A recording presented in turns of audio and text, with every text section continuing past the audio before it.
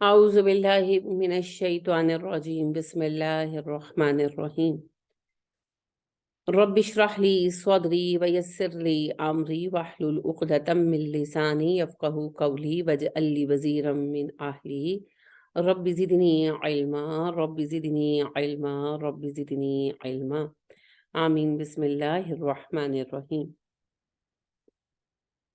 آمین۔ السلام علیکم ورحمۃ اللہ۔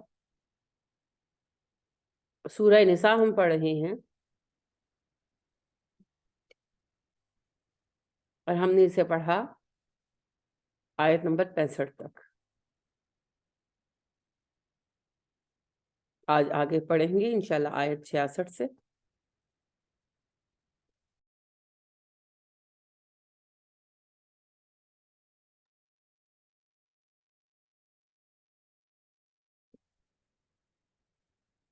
اللہ سبحانہ و تعالیٰ نے فرمایا کہ نبی کریم صلی اللہ علیہ وسلم کا فیصلہ حتمی ہے اور تم میں سے کوئی تب تک مومن نہیں ہو سکتا جب تک رسول اکرم صلی اللہ علیہ وسلم کے فیصلے کو نہ صرف قبول کرے بلکہ دل میں اس پر تنگی بھی محسوس نہ کرے اور پوری طرح سے اطاعت کرے۔ اور ہم نے یہ بات ڈسکس کی کہ آج بھی یہ حکم اسی طرح سے لاگو ہوتا ہے۔ ہر مسلمان کو دین کا ہر حکم اور نبی کریم صلی اللہ علیہ وسلم کی ہر سنت اور آپ کا ہر فیصلہ ہول ہارٹیڈلی قبول کرنا ہوگا۔ دل میں تنگی بھی نہیں ہونی چاہیے، یہ بھی نہیں ہونا چاہیے کہ حکم ہے کیوں کر رہا ہوں میں، I am doing this but why it is like this, it shouldn't be like this, یہ فیلنگ بھی منع ہے۔ اور پوری طرح سے ایکسیپٹ کریں۔ اس کی جو ایک میجر اگزامپل میں زندگیوں میں دوں گی وہ ہے سیکنڈ میرج۔ عورتیں ہوں یا مرد، سیکنڈ میرج ہمارے یہاں بہت بری سمجھی جاتی ہے۔ اگر کوئی صاحب دوسری شادی کر لے، بیوی تو مائنڈ کرتی ہیں سو کرتی ہیں، سسرال والے کرتے ہیں، چلے تھوڑی سی لاجک ہے، ویسے ایک مومن کو ہرگز نہیں کرنی چاہیے مائنڈ، شادی نہیں، اپسیٹ نہیں ہونا چاہیے، کیونکہ یہ اللہ رب کریم نے لا بنایا ہے۔ لیکن خواتین ایکسیپٹ نہیں کرتی، خواتین کی فیملیز ایکسیپٹ نہیں کرتی۔ انتہا یہ ہے کہ جس بندے نے شادی کی ہے اس کی فیملی بھی ایکسیپٹ نہیں کرتی، اور حق ہمسائے بھی ایکسیپٹ نہیں کرتے، عجیب عجیب باتیں کرتے ہیں، بیہودہ جملے کستے ہیں، مذاق اڑاتے ہیں، حالانکہ اسلام کا یہ ایک رول ہے۔ اس میں یہ تو نہیں کہ آپ جا کر شوہروں کے لیے بیویاں ڈھونڈیں، لیکن اگر کسی شخص نے دوسری شادی کر لی تو اس کو ایشو نہیں بننا چاہیے۔ اچھا، شادی ہی کے حوالے سے اگر کوئی عورت یا مرد تھوڑی عمر میں، جیسے 45 سال کے ہیں، 50 سال کے ہیں، شادی کر لیں، بیوہ ہو گئی ہے عورت، شوہر اکیلا رہ گیا ہے، ہم اسے بھی بڑا تماشا بناتے ہیں اور عجیب عجیب جملے، بٹی کوڑی لال لگام، انا للہ و انا الیہ راجعون، اس طرح کی باتیں زیب دیتی ہیں مسلمانوں کو۔ ہر انسان جو اڈلٹ ہے وہ شادی کر سکتا ہے، کسی بھی عمر میں کر سکتا ہے۔ خود ہمارے نبی کریم صلی اللہ علیہ وسلم نے ان لیٹ ایج شادی کی، شادیاں کی، اور صحابہ نے بھی کی، یہ کوئی قابل اعتراض بات نہیں ہے۔ تو ہمارے دلوں نے ان حکموں کو نہیں مانا نا، تبھی تو ہم اتنا تماشا کرتے، بہت تماشا کرتے۔ اچھا، اگر کوئی خاتون یا مرد تنہا رہ جائے، یعنی کہ طلاق ہو گئی یا بیوہ ہو گئی عورت، یا شوہر اکیلا ہو گیا بیچارہ، تو بچے ہیں، اس وقت اس نے شادی نہیں کی، بچے چھوٹے ہیں، اب اگر بچوں کی شادیاں کر کے یا بچوں کے بڑے ہونے پر وہ عورت یا مرد یہ ڈیسائیڈ کریں، یعنی امی یا ابو جو اکیلے ہیں بیچارے ڈیسائیڈ کریں کہ اب ہم شادی کر لیں، تو پھر بچے طوفان اٹھا دیتے ہیں، ہم اپنے سسرالوں میں کیا منہ دکھائیں گے ٹائپ کے جملے شروع ہو جاتے ہیں۔ کہنے کا مطلب یہ ہے کہ کسی عمر میں، کسی حالت میں، کسی لحاظ سے ہم سیکنڈ میرج کو ایکسیپٹ نہیں کرتے، مگر یہ اسلام کا قانون تو نہیں ہے۔ اسلام میں تو ایک وقت میں 4 شادیاں کر سکتا ہے مرد، عورت ایسا تو نہیں کر سکتی، مگر عورت اپنی زندگی میں جب بھی چاہے شادی کر سکتی ہے، اگر اس کی ایک شادی ٹوٹ گئی ہے یا کہ وہ بیوہ ہو گئی ہے۔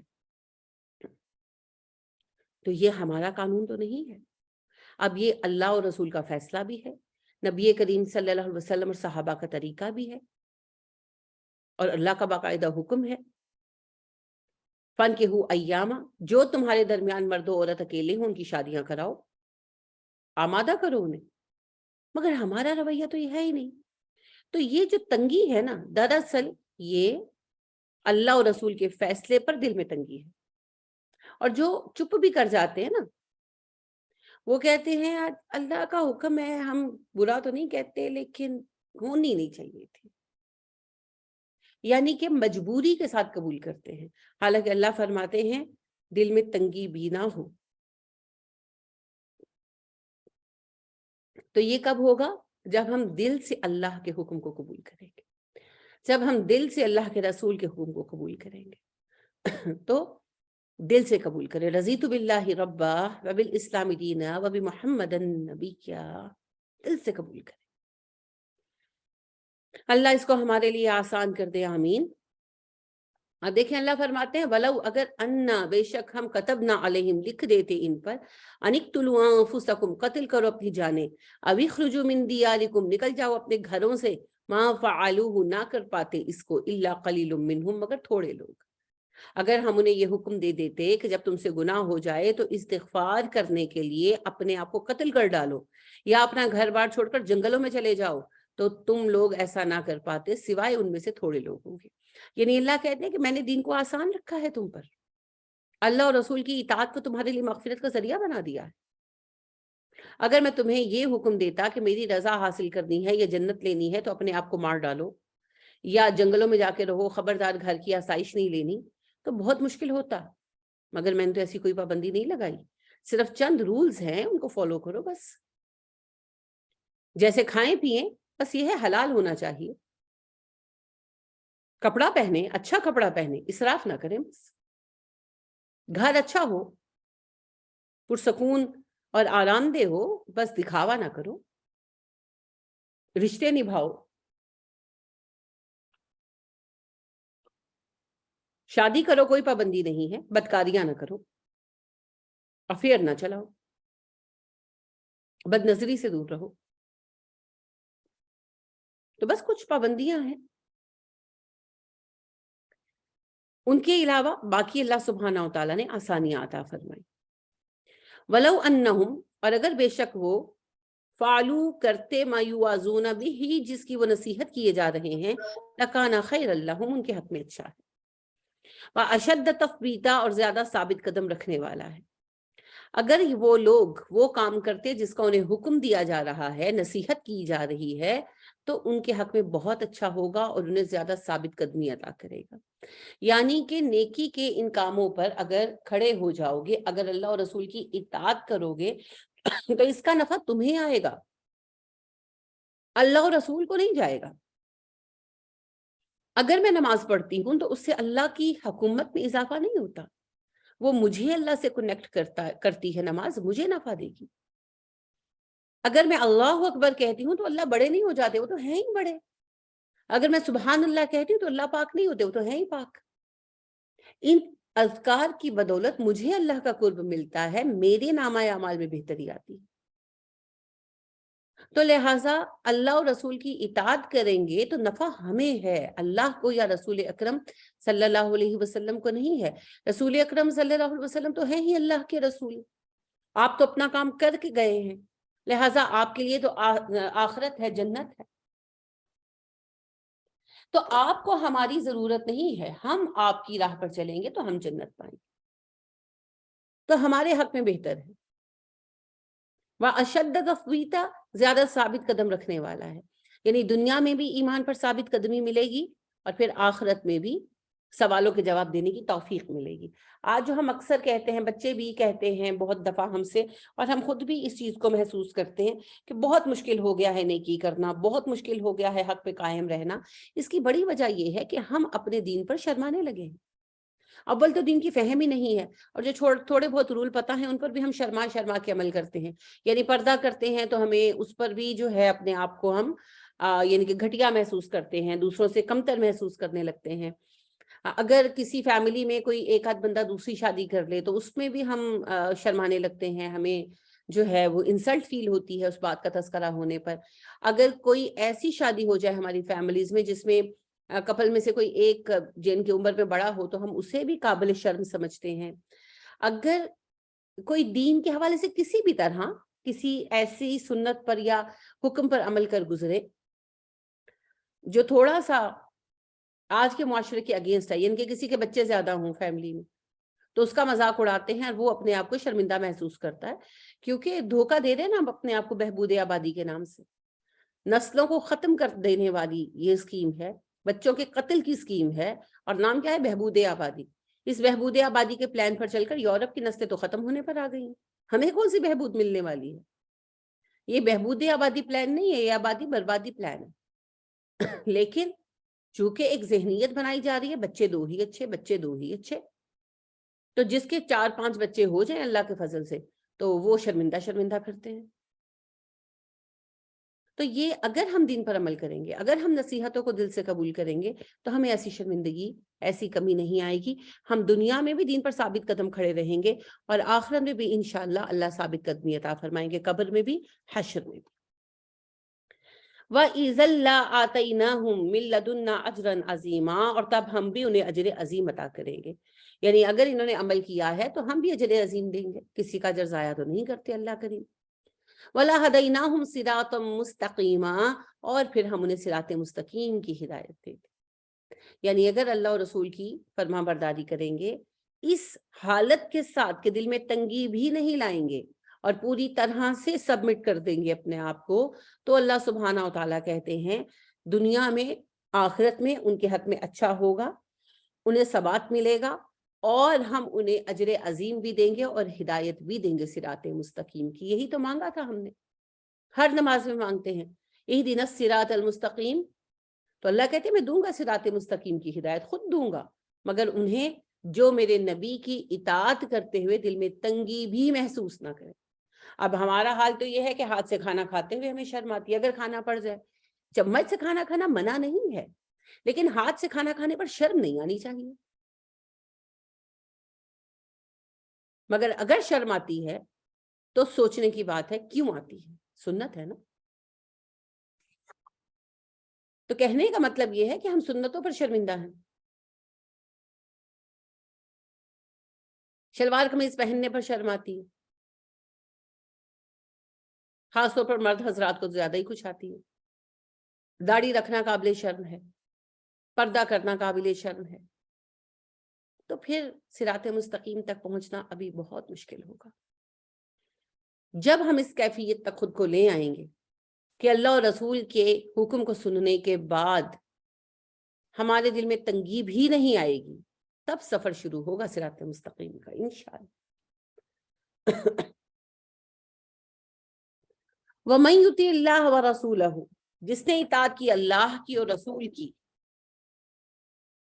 فَأُولَئِكَ، یہی وہ لوگ ہیں، مَعَ الَّذِينَ أَنْعَمَ اللَّهُ عَلَيْهِمْ، جو ساتھ جمع کیے جائیں گے ان لوگوں کے جن پر اللہ نے انعام فرمایا، من النبیین، نبیوں میں سے، والصدیقین، صدیق، والشہداء، شہداء، والصالحین، صالح۔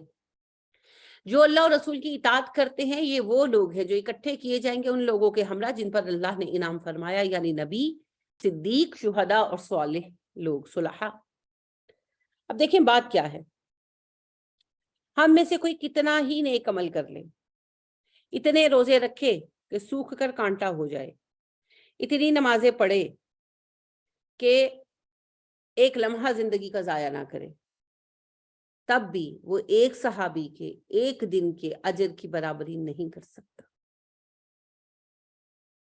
اگر ہم زمین بھر سونا صدقہ کر دیں، جواہرات صدقہ کر دیں، ہم ایک صحابی کے ایک سا کا مقابلہ نہیں کر سکتے، یعنی ایک وہ 2-2.5 سیر جو انہوں نے گندم یا اناج اللہ کی راہ میں دیا، مقابلہ نہیں کر سکتے۔ لیکن اس کے باوجود اللہ سبحانہ و تعالی ہم بعد والوں کو بھی جمع فرمائیں گے ان پہلے لوگوں کے ساتھ، درجات میں بہت فرق ہوگا لیکن اللہ ان کے ساتھ جمع فرمائیں گے، یعنی کہ اصحاب الیمین میں شامل کر دیں گے۔ شرط کیا ہے؟ اللہ اور رسول کی اطاعت. اب اطاعت کی جو روٹ ہے نا وہ ہے تو واو عین کو. اس کا لفظی مطلب ہوتا ہے خوشی خوشی.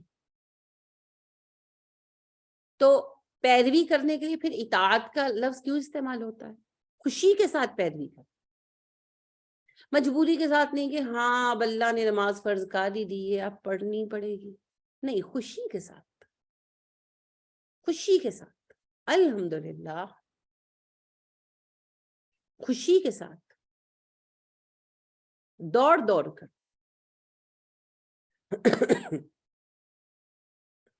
تو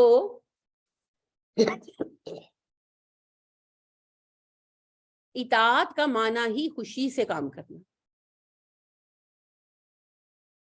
خوشی کے ساتھ فرما بردار بن جانا.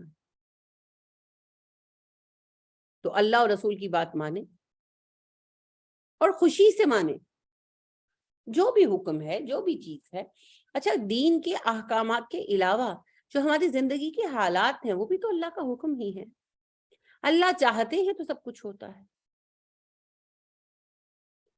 تو اگر مشکل حالات ہیں تو بھی خوش, یعنی یہ مطلب نہیں کہ مشکل میں آپ پریشان نہیں ہوں گے. انسان ہے, دل پر غم تو آتا ہے, تو اللہ کی مدد مانگے, نفل حاجت پڑھے, اللہ کے حضور سربہ سجود ہوں, اذکار کریں, استغفار کریں, لیکن دل نہ چھوڑیں, دل نہ چھوڑ بیٹھیں اپنا. اب کچھ نہیں ہو سکتا, کیوں نہیں ہو سکتا؟ سب کچھ ہو سکتا. اس کا ایک کن ہوگا اور ہمارے سب مسئلے حل ہو جائیں انشاءاللہ. وہ بے نیاز ہے اور وہ قادر ہے ہر چیز پر. لہٰذا بات کیا ہے؟ بس اللہ اور رسول کی اطاعت کریں, اطاعت کریں اور احکامات, دین کے اصول, قوانین اور ہمارے حالات سب اس کی طرف سے ہیں, اس پر راضی ہو جائے. نتیجہ کیا نکلے گا؟ اللہ سبحانہ و تعالی انعام فرمائیں گے. کیسے؟ اللہ پاک ہمیں جمع فرمائیں گے اپنے بہترین بندوں کے ساتھ انشاءاللہ. درجات میں تو بہت فرق ہوگا, لیکن جو ان کے ساتھ جمع ہو گیا انشاءاللہ بخشا تو جائے گا. وَحَسُنَ أُولَئِكَ رَفِيقًا, یہ کتنے اچھے ساتھی, کیونکہ یہ جنت میں لے جائیں گے نا. نبی کریم صلی اللہ علیہ وسلم پوری امت کو لے کر جنت میں جائیں گے, پھر ہر نبی اپنی امت کو لے کر جنت میں جائے گا انشاءاللہ. تو جو آپ کے ساتھ اکٹھا کر دیا گیا وہ جنت میں تو پھر پہنچے گا انشاءاللہ. ذالک الفضل من اللہ, یہ فضل ہے اللہ کی طرف سے. فضل ہوتا ہے کسی کو چن لیا جانا, کسی کو دوسروں پر پریفر کیا جانا. تو اللہ ایمان والوں کو پریفر کرتا ہے, ایسا رب ہے. وَكَفَى بِاللَّهِ عَلِيمًا, اللہ بہت ہے علم رکھنے کے لیے. سبحان اللہ. یعنی اللہ کہتے ہیں میں جانتا ہوں تم کیا کیوں کر رہے ہو, میں یہاں بیٹھ کر پڑھا رہی ہوں نا, میں کیوں پڑھا رہی ہوں, میرا مقصد کیا ہے, میری نیت کیا ہے, وہ جانتا ہے. پڑھنے والوں کی نیتیں بھی جانتا ہے. لہٰذا بات یہ ہے کہ نیتوں پر اجر ملتا ہے. جتنی نیت خالص ہوگی اتنا اجر زیادہ ملے گا. اللہ کی ذات ہی اجر دینے والی ہے.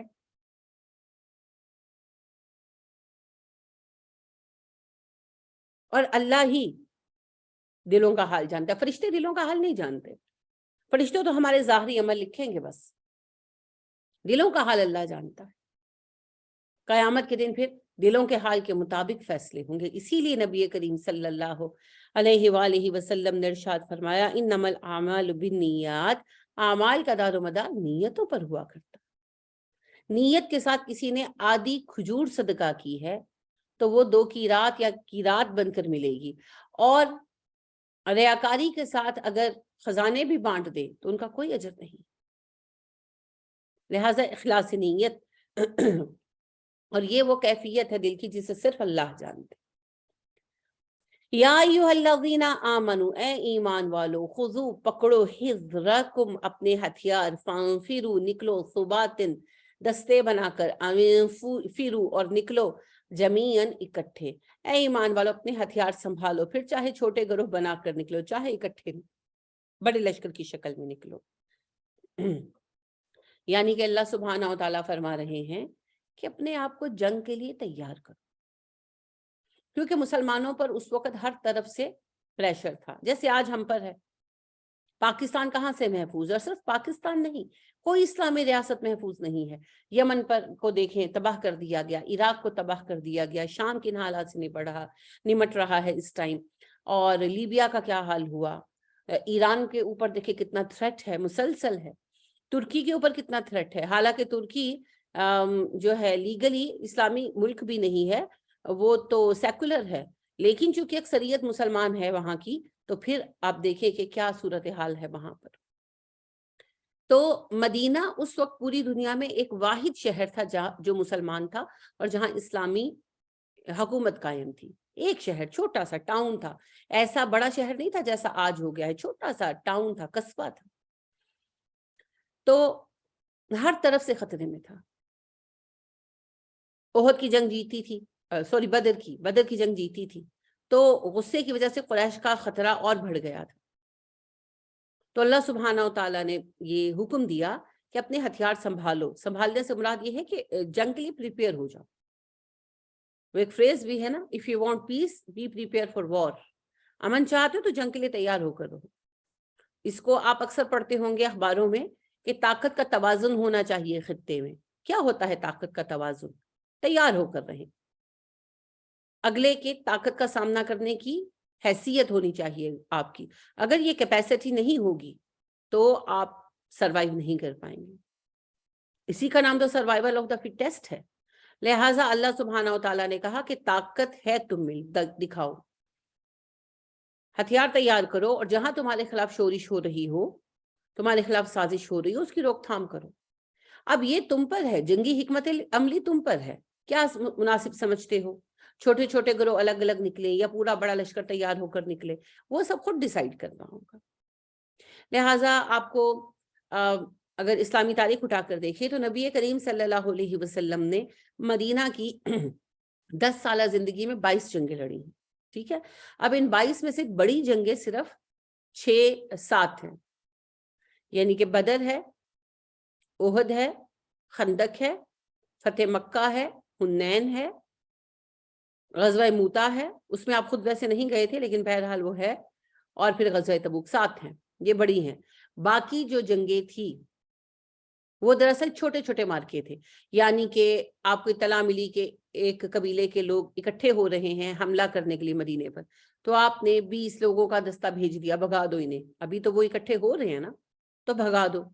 اطلاع ملی کہ کہیں پر جو ہے سازش ہو رہی ہے مسلمانوں کے خلاف، اور ابھی لوگ پلان کر رہے ہیں، تو 20-30 صحابہ کا دستہ بھیجا، جاؤ ان کو ڈسپرس کر دو، منتشر کر دو۔ تو اس طرح کی چھوٹی چھوٹی مہمات ہیں باقی کی، اور آپ حیران ہوں گے جب آپ پڑھیں گے کہ 20 صحابہ بھیجے تھے، 25 بھیجے تھے، 50 بھیجے تھے۔ ایکچولی آپ صلی اللہ علیہ وسلم ان لوگوں کو جمع ہونے سے پہلے ہی منتشر کر دیتے تھے، ان کی طاقت توڑ دیتے تھے، تو ان کے دلوں میں رعب بیٹھ جاتا تھا۔ تو یہی اللہ فرما رہے کہ خود ڈیسائیڈ کرو کہ آپ کو کیا کرنا ہے، لیکن جنگ کے لیے تیار رہو۔ بیسک مین لائن یہ ہے، کیونکہ اگر آپ کمزور ہوں گے تو لوگ آپ کو نہیں چھوڑیں گے۔ تقدیر کے قاضی کا یہ فتویٰ ہے ازل سے، ہے جرم ضعیفی کی سزا مرگ مفاجات۔ لہٰذا تیار ہونا پڑے گا، طاقت کا توازن بنانا پڑے گا۔ وَإِنَّ بے شک مِنْکُمْ تم میں سے ہے لَمَن لَيُبَطِّئَنَّ بے شک تم میں ہے وہ لوگ البتہ جو دیر لگاتا ہے۔ فَإِنْ پھر اگر اصابتکم مصیبۃ اسے کوئی مصیبت تمہیں کوئی مصیبت پہنچے، قَالَ قَدْ أَنْعَمَ اللَّهُ عَلَيَّ کہتا ہے اللہ نے مجھ پر انعام فرما دیا، اذ لم اکم معہم شہیدا کیونکہ میں تمہارے ساتھ موجود نہیں تھا۔ منافقین کے رویے پر بات ہو رہی ہے۔ اللہ فرماتے ہیں ابھی بھی تمہارے مابین ایسا گروہ ہے جسے جب جہاد پر نکلنے کا حکم دیا جائے، جنگ کے لیے نکلنے کا حکم دیا جائے تو وہ نہیں نکلتے۔ اور لیبتی انا کا مطلب ہوتا ہے گزر کر کے دیر کر دینا، یعنی کہ بھئی پریپریشن میں دیر ہو گئی اور وغیرہ، پیچھے رہ گئے، بہانے سے پیچھے بیٹھے رہے، نتیجہ تن جنگ میں نہیں گئے۔ اب اللہ کہتے ہیں اگر جنگ میں کوئی نقصان ہو جائے، جیسے احد میں ہوا تھا. تو کہتے ہیں اللہ نے مجھ پر بڑا احسان کیا، میں تو تمہارے ساتھ جنگ میں موجود نہیں تھا. حالانکہ جو احد میں مارے گئے مسلمان شہید ہو گئے، کیا وہ خسارے میں رہے؟ جی نہیں، بہترین شہید ہیں وہ. سب سے بڑا درجہ ہے امت میں شہدائے احد کا، شہدائے بدر کا، اور اس کے بعد ہے شہدائے احد کا. تو لہٰذا وہ تو کامیاب ہو گئے، انہوں نے تو جنت پا لی، اللہ کا وعدہ پا لیا. اور جو اس جنگ میں غازی بن کر لوٹے، زخمی ہوئے، کچھ معذور بھی ہوئے بیچارے، لہٰذا ایک صحابی تھے ان کا ہاتھ کٹ گیا تھا بایاں. تو ظاہری بات ہے جنگ میں ہوتا ہے، معذوری بھی ہو جاتی. کیا انہوں نے نقصان اٹھایا؟ نہیں، کوئی نقصان نہیں اٹھایا، وہ اللہ کی رضا لے کر لوٹے، اللہ کی رضا کے مستحق قرار پائے، کامیاب ہو گئے. وہ دین کا ساتھ دیا انہوں نے، امتحان میں پورے اترے. تو لہٰذا فتح و شکست تو بھائی اللہ کے ہاتھ میں سب سے پہلے. اس کے بعد فتح و شکست کے اسباب ہوتے ہیں، حقیقت ہے ایک. لہٰذا بعض اوقات شکست ہو جاتی ہے، جیسے احد میں ہوئی شکست. لیکن شکست کھا جانا نقصان اٹھانا نہیں ہے در حقیقت. یہ بازی عشق کی بازی ہے، جو چاہو لگا دو ڈر کیسا، گر جیت گئے تو کیا کہنا، ہارے بھی تو بازی مات نہیں. ہار جانے کی صورت میں دنیا کا کچھ نقصان ہو جائے گا، جیسے احد میں ہوا وقتی طور پر. پھر مسلمانوں نے ری گین کر لیا اگلے ہی سال بدر ثانیہ میں.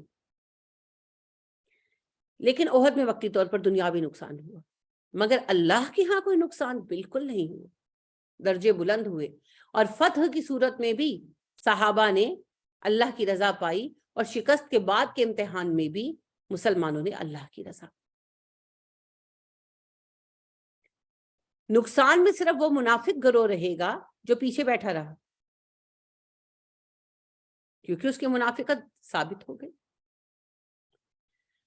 وَلَئِنْ أَصَابَكُمْ فَضْلٌ مِّنَ اللَّهِ، اگر تمہیں اللہ کا فضل حاصل ہو جائے، لَيَقُولَنَّ، تو وہ کہتے ہیں، كَأَن لَّمْ تَكُن بَيْنَكُمْ وَبَيْنَهُم مَّوَدَّةٌ، اس طرح بے حسی کے ساتھ جیسے تمہارے ان کے درمیان محبت کا رشتہ تک نہیں ہے. یا لیتنی كنت معهم، ہائے مجھے افسوس ہے خود پر، کاش میں ان کے ساتھ گیا ہوتا. فَأَفُوزَ فَوْزًا عَظِيمًا، تو بڑی کامیابی مل جاتی. یعنی اگر مسلمان جنگ جیت جائیں تو منافق گروہ کو مسلمانوں کے جیتنے کی خوشی نہیں ہوتی، غم اس بات کا ہوتا ہے کہ اگر میں جاتا تو بڑا مال غنیمت ملتا اور شہرت بھی ہوتی.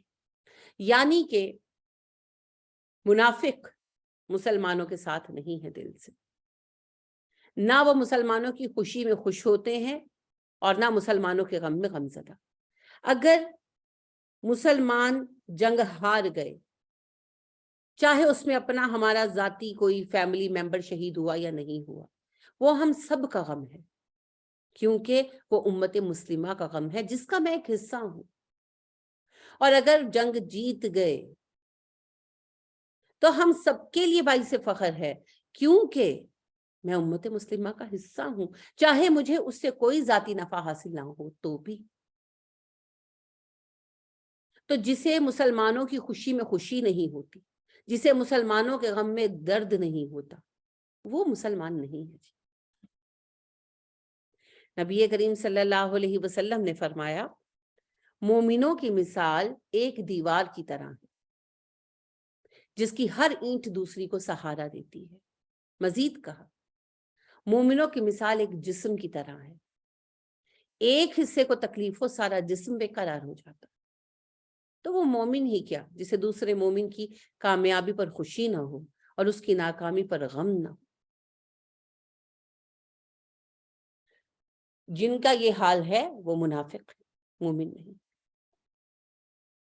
فَلْيُقَاتِلْ فِي سَبِيلِ اللَّهِ، بس چاہیے کہ جنگ کرو اللہ کی راہ میں، الَّذِينَ يَشْرَوْنَ الْحَيَاةَ الدُّنْيَا بِالْآخِرَةِ، وہ لوگ جنہوں نے آخرت کو دنیا کی قیمت پر خرید لیا، یا جنہوں نے دنیا کو آخرت کے لیے بیچ دیا۔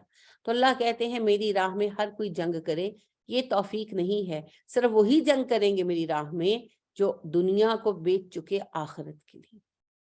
جنگ بڑی عظیم آزمائش ہے جی، ظاہری بات ہے موت بھی آ سکتی ہے، معذوری بھی ہو سکتی ہے، قید بھی ہو سکتی ہے، کچھ بھی ہو سکتا ہے۔ تو پھر ہر طرح کے چیلنج کا سامنا کر کے، ہر طرح کا خطرہ مول لے کر اللہ کی راہ میں جنگ کرنے وہی نکلے گا جسے آخرت کی طلب ہوگی، دنیا کی نہیں۔ وَمَن يُقَاتِلْ فِي سَبِيلِ اللَّهِ، جو جنگ کرے اللہ کی راہ میں، فَيُقْتَلْ، وہ قتل کر دیا جائے، او یغلب، یا غالب آ جائے، فَسَوْفَ نُؤْتِیهِ أَجْرًا عَظِیمًا، ان قریب ہم اسے اجر عظیم عطا کریں گے۔ جو بھی اللہ کی راہ میں جنگ کرے پھر وہ قتل کر دیا جائے یا غالب آ جائے، اسے اجر عظیم ملے گا، یعنی کہ شہید ہو یا غازی، اجر ہے۔ جنگ کب کی جائے گی جی؟ جب جہاد کے لیے کال آئے گی۔ کون جہاد کر رہا ہے اللہ کی راہ میں؟ جو خالص اللہ کے لیے جہاد کر رہا ہے، ٹھیک ہے۔ وَمَا لَكُمْ، اور کیا ہے تمہیں، لا تقاتلون، تم جنگ نہیں کرتے، فی سبیل اللہ، اللہ کی راہ میں، تمہیں کیا ہو گیا ہے، تم اللہ کی راہ میں جنگ کیوں نہیں کرتے؟ والمستضعفین من الرجال، حالانکہ وہ لوگ جو کمزور ہیں مردوں میں سے، والنساء، اور عورتیں، والولدان، اور بچے، الذین، جو یقولون، دعائیں مانگتے ہیں، ربنا اخرجنا من هذه القریۃ الظالم اهلها، اے ہمارے رب ہمیں اس بستی سے نکال دے جس کے رہنے والے ظالم ہیں، واجعل لنا من لدنک ولیا، اپنی جانب سے ہمیں کوئی حمایتی عطا فرما دے، واجعل لنا من لدنک نصیرا، اور اپنی طرف سے ہمیں کوئی مددگار دے دے۔ اللہ کہتے ہیں تم کیوں میری راہ میں جنگ نہیں کرتے؟ صحابہ نے تو کی، اصل میں یہ سارے باتیں جو ہیں ہمیں آج کے عہد میں پیش آنی تھی، اس لیے اللہ نے بیان کر دی کہ تم کیوں ہمت ہار کر بیٹھ گئے؟ اگر مسلمان دین کا قیام نہیں کریں گے اور اپنی حکومتوں کی حفاظت نہیں کریں گے، مسلمانوں کی حمایت کے لیے کون آئے گا؟ دور کی بات نہیں ہے جی، برما میں بھی یہ کچھ سال پہلے کیا ہوا، کتنا شدید ظلم ہوا۔ کوئی سوچ سکتا ہے کہ آج کے دور میں کوئی ایسا ظلم کرے گا کسی پر؟ مگر ہوا، افراد کو ذبح کیا گیا، قتل نہیں کیا گیا، ذبح کیا گیا، جیسے آپ بکرا ذبح کرتے ہیں، ان کی کھال اتاری گئی، ان کا گوشت کاٹ کر بنا کر چیلوں کووں کو ڈالا گیا، اور ایسا یعنی جو ہے میس کلنگ ہوئی، اور ایسا وہ پورے مقتولین کے ساتھ کیا گیا، اس میں عورتیں تھی، بچے تھے، بوڑھے تھے، کسی کا لحاظ نہیں کیا گیا، کسی کا لحاظ نہیں کیا، اور ان بیچاروں کا کوئی پرسان حال نہیں۔ آگے سمندر ہے، کہاں جائیں، اور کوئی ملک ان کو اپنے پاس جگہ دینے پر آمادہ نہیں۔ یہی اللہ فرما رہے ہیں کہ جنگ کرو اللہ کی راہ میں، مدد کرو ان لوگوں کی جو بے بس ہیں، دن رات تڑپتے ہیں، دعائیں مانگتے ہیں کہ اللہ کسی کو ہمارا مددگار بنا دے، کوئی تو ہمیں ظلم سے نجات دے۔ اور ایسے بہت سارے اب تو زخم ہیں امت مسلمہ کے۔ بہاریوں کو دیکھیں جو بنگلہ دیش میں آج تک بے سر و سامان بیٹھے ہیں، کون ہیں وہ بیچارے جنہوں نے جب بنگلہ دیش مشرقی پاکستان تھا تو ہجرت کی تھی اس کے لیے، اور جب بنگلہ دیش بن گیا وہ تو انہیں وہاں سے بھی نکالا گیا، نہ وہ پاکستان آ پا رہے ہیں، نہ وہ وہاں رہ پا رہے ہیں، وہ بیچارے تو کہیں کے بھی شہری نہیں۔ کیا زندگی ہے ان کی؟ افغانوں کے حالات دیکھیے، شام والوں کے، یمن والے بالکل مہاجرین ہو گئے، پناہ گزین ہو گئے۔ کون اٹھے گا مظلوموں کی مدد کے لیے؟ آخر کار ہمیں اٹھنا ہوگا۔ فلسطین کو دیکھیے، کشمیر کو دیکھیے، ایک ایک علاقہ ہے، ہر طرف مسلمان مظلوم ہیں۔ کیوں مظلوم ہیں ہم؟ کیوں ہم پر ظلم ہے؟ کیونکہ ہم کمزور پڑ گئے، اور فطرت کا قانون فطرت کا ایک ہی تقاضا ہے جی، سروائیول آف دا فٹیسٹ۔ جو کمزور ہوگا تباہ ہو جائے گا، ہم تباہ ہو رہے ہیں۔ یہی اللہ کہہ رہے ہیں طاقت اپنے اندر پیدا کرو، تمہیں ایک مسلمہ طاقت ہونا چاہیے تاکہ اللہ کے دین کی بھی حفاظت کر سکو اور اپنے لوگوں کی. الذین آمنوا یقاتلون فی سبیل اللہ، جو لوگ ایمان والے ہیں وہ اللہ کی راہ میں جنگ کرتے ہیں. والذین کفروا یقاتلون فی سبیل الطاغوت، اور وہ جو کافر ہیں وہ طاغوت کی راہ میں جنگ کرتے ہیں. طاغوت کی راہ کیا ہے؟ طاغوت کیا ہے؟ ہم نے بقرہ میں یہ سمجھا تھا، طاغوت ہر وہ چیز ہے جو اللہ کے راستے سے ہٹائے، پھر چاہے وہ کوئی شخص ہو، چاہے کوئی نظریہ ہو، چاہے کوئی نعرہ ہو، چاہے کوئی سیاسی نظام ہو، چاہے کوئی پرسنالٹی ہو، چاہے کوئی لیڈر ہو، کچھ بھی ہو، کوئی بھی ہو، جو اللہ کی راہ سے ہٹا کر لے کر جاتا ہے وہ طاغوت. تو مسلمان جنگ کرے گا، مومن جنگ کرے گا اللہ کے دین کے قیام کے لیے، اور جو کافر ہے وہ کسی نہ کسی طاغوتی مقصد کے لیے کام کرے گا نا، کوئی بھی مقصد ہو. تو اللہ رب کریم کی مدد تو مومنوں کے ساتھ ہے. ان کا مددگار کون ہے؟ کوئی بھی نہیں. پھر بھی ہم گھبراتے ہیں. فَقَاتِلُوا أَوْلِيَاءَ الشَّيْطَانِ، جنگ کرو شیطان کے ان سرپرستوں کے ساتھ کہ یہ شیطان کے سرپرست ہے، یہ اللہ کا نظام درہم برہم کر کے شیطان کا نظام لانا چاہتے ہیں، جو یہ کر تو نہیں سکتے لیکن وقتی طور پر انتشار پیدا کر دیتے ہیں. اس انتشار کو روکنا ہماری ذمہ داری ہے.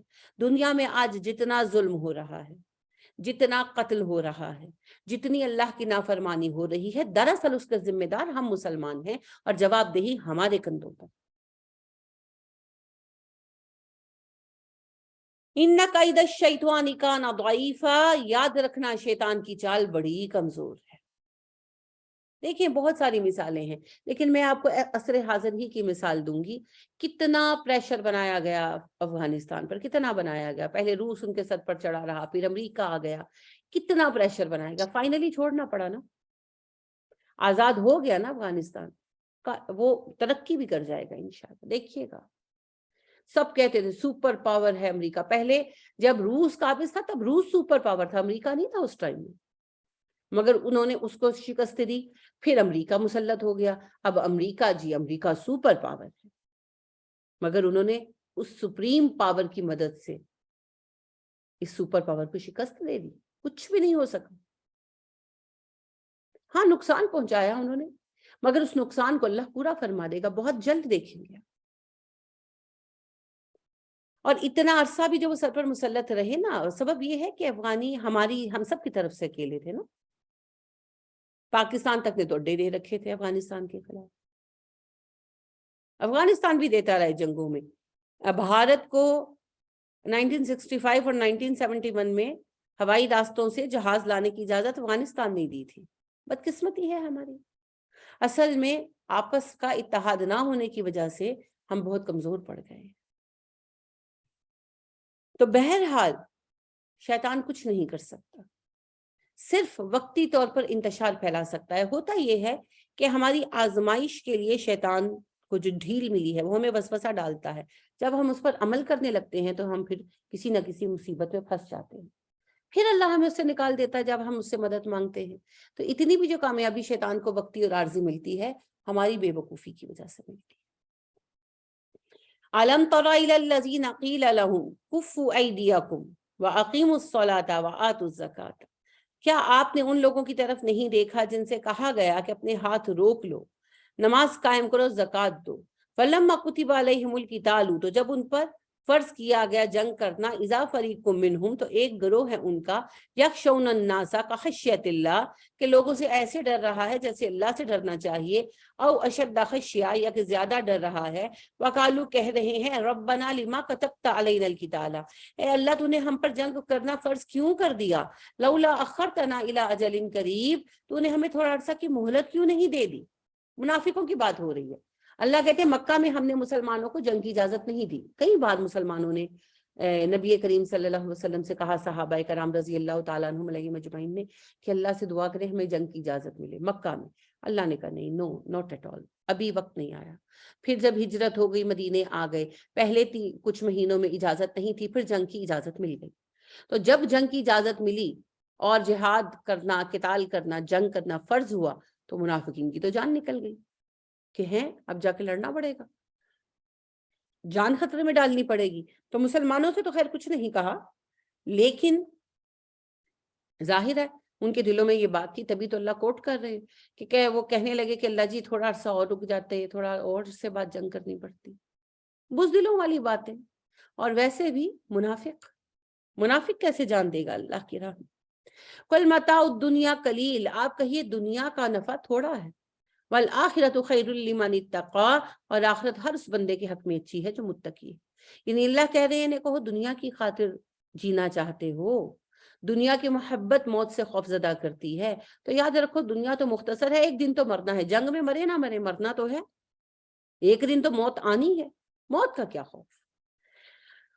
خالد بن ولید رضی اللہ تعالی عنہ جب بیمار ہوئے آخری دنوں میں تو بہت روتے تھے۔ ان کے ایک دوست ملنے آئے، کہنے لگے خالد کیوں روتے ہو؟ کہنے لگے اللہ کی قسم میں موت کے خوف سے نہیں روتا، میں تو اس غم سے روتا ہوں کہ میں نے ساری عمر اللہ کی راہ میں جنگ کرتے گزاری، مگر عورتوں کی طرح بستر پر مر رہا ہوں۔ بلاؤ ان لوگوں کو جو موت کے خوف سے جنگ میں شریک نہیں ہوتے، جہاد میں نہیں جاتے، انہیں کہو مجھے دیکھیں، میرے جسم کو دیکھیں، میرے جسم کا ایک حصہ تمہیں نہیں ملے گا جس پر زخم کا نشان نہ ہو، لیکن مجھے جنگ میں موت نہیں ہے۔ تو دیکھیں جی، اللہ کا حکم ہوتا ہے تو میدان جنگ سے لوٹ آتے ہیں، اللہ کا حکم نہیں ہوتا تو گھر کی کھڑکی سے باہر جھانکتے ہیں اور ہوائی گولی لگ جاتی ہے۔ جو لکھا جا چکا ہے وہ ہو کر رہے، اور دنیا میں کتنا بھی جی لیں آخر کار تو مرنا ہے، لہٰذا کتنی لمبی زندگی ہو قلیل ہی ہے، کیونکہ موت تو آنی ہے، لیکن آخرت بہتر ہے متقین کے لیے، کیونکہ آخرت کی زندگی ہمیشہ کی زندگی، آخرت کی نعمتیں لازوال ہیں، آخرت کی نعمتوں کا حساب بھی نہیں لیا جائے گا۔ تو جنت کی طلب کرنی چاہیے اللہ کے بندوں کو۔ وَلَا تُظْلَمُونَ فَتِيلًا، تم پر ایک دھاگے کے برابر ظلم نہ ہوگا۔ فتیل کہتے ہیں دھاگے کو، جیسے موم بتی کے اندر دھاگا ہوتا ہے نا اور وہی جلتا ہے، اسے فتیل کہتے ہیں۔ تم پر ایک دھاگے کے برابر ظلم نہیں ہوگا، تمہاری کوئی نیکی، کوئی کام ضائع نہیں ہوگا۔ اَيْنَمَا تَكُونُوا يُدْرِكْكُمُ الْمَوْتُ، تم کہیں چلے جاؤ موت تمہیں تلاش کر لے۔ وَلَوْ كُنْتُمْ فِي بُرُوجٍ مُشَيَّدَةٍ، اگرچہ تم مضبوط قلعے بنا کر بیٹھ جاؤ۔ اللہ اکبر، موت زندگی کا انجام ہے جی۔ ہمارا ایمان ہے، ہمارے پیارے نبی صلی اللہ علیہ وسلم نے ارشاد فرمایا، بچے کا چہرہ ماں کے پیٹ میں بننے سے پہلے اس کی موت کی جگہ اور وقت لکھ دیا جاتا ہے، لہٰذا کب مرنا ہے، کیسے مرنا ہے، لکھا جا چکا ہے۔ تو موت کا کیا خوف؟ کسی کوئی قلعہ بنوا لے، وہاں جا کر بیٹھ جائیں، موت پھر بھی آ کر رہے گی۔ بنی اسرائیل کا ایک واقعہ بھی ہے، بنی اسرائیل کا ایک واقعہ بھی ایسا آتا ہے کہ ان کے ایک نبی تھے،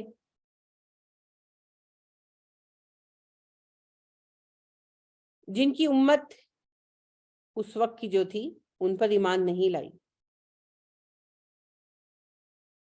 اور انہوں نے بار بار جب ذکر کیا کہ اس طرح موت آئے گی موت آئے گی، تو جو بادشاہ تھا اس نے ایک مضبوط قلعہ بنوایا، جس کے بہت اونچے اس کے اندر اس نے مینار بنوائے، اور ایک مینار میں اس نے لوہے کے دروازے لگوائے، اور اس کے ٹاپ پر جو روم تھا اس میں جا کر بیٹھ گیا اور دروازے شروازے بند کر دیے، اندر خوب کھانے کا سامان جو ہے وہ رکھ لیا، کیونکہ وہ جو نبی تھے انہوں نے اس کو یہ کہا تھا کہ تمہاری اب 2 دن یا 3 دن، بہت عرصہ ہوا میں نے واقعہ پڑھا ہے، ویسے ہی توریت کا واقعہ ہے، لیکن بس جو ہے اس سے متعلقہ ہو جاتا ہے تو میں آپ کو سنا رہی ہوں کہ وہ جو نبی تھے انہوں نے اس کو کہا کہ تمہاری موت آئے گی 2 دن بعد یا شاید 3 دن بعد، تو وہ اپنے آپ کو لاک کر کے بیٹھ گیا روم میں، اور جب ملک الموت آئے تو کون روک سکتا ہے؟ تو وہ حیران ہو گیا، کہنے لگا تم کہاں سے آئے ہو، تم اندر کیسے آئے ہو، دروازے تو بند ہے سارے۔ تو ملک الموت ہنسے اور کہنے لگے کہ مجھے روکنے والا دروازہ کوئی نہیں بنا سکتا، اور پھر انہوں نے روح قبض کر لی۔ تو جب وہ ڈے جو نبی جو تھے انہوں نے بتایا تھا، تیسرا دن تھا غالباً، کہ تیسرے دن تم مرو گے، اس دن پر جب انہوں نے دروازہ کھولا گزرنے پر کہ جی اب تو وہ ٹل گیا ہے خطرہ، تو بادشاہ سلامت مرے پڑے۔ مجھے نہیں پتا کہ یہ تورات کی جو روایت ہے کتنی صحیح ہے کتنی غلط ہے، لیکن بہرحال دنیا میں کوئی ایسی چیز نہیں ہے جو موت کو روک سکے۔ بے شمار مثالیں ہیں زندگیوں میں، لیکن اس کی ایک مثال معروف میں آپ کے سامنے رکھوں گی، بے نظیر صاحبہ بلٹ پروف گاڑی میں تھی اور گولی ہی سے مری، ایسا ہی ہے نا؟ کس نے ان کو نکال کر باہر کھڑا کیا؟ یعنی وہ کھڑی ہوئی باہر نکلی تبھی گولی لگی نا ان کو۔ اب کوئی مجھے نہیں پتا کہ اس کے پیچھے کس کا ہاتھ ہے، کیوں ہوا، بہت ساری کہانیاں ہیں، آپ کو مجھ سے زیادہ پتا ہوگا۔ اصل بات صرف ایک ہے، ان کی موت کا وقت آ چکا تھا، ایسے ہی مرنا طے تھا۔ قاتل کو اس کے قتل کا جو ہے گناہ ہوگا، وہ اس کی سزا کاٹے گا۔ اگر وہ قاتل کرائے کا تھا، جو ڈیفینیٹلی کرائے کا تھا، تو جس نے ہائر کیا تھا اسے اس کا گناہ ملے گا۔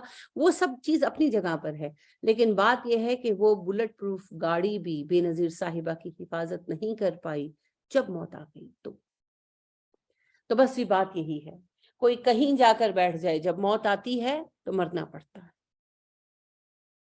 تو موت ڈرنے کی بات نہیں ہے، ڈرنے کی بات صرف ایک ہے، موت کس حالت میں آئے گی۔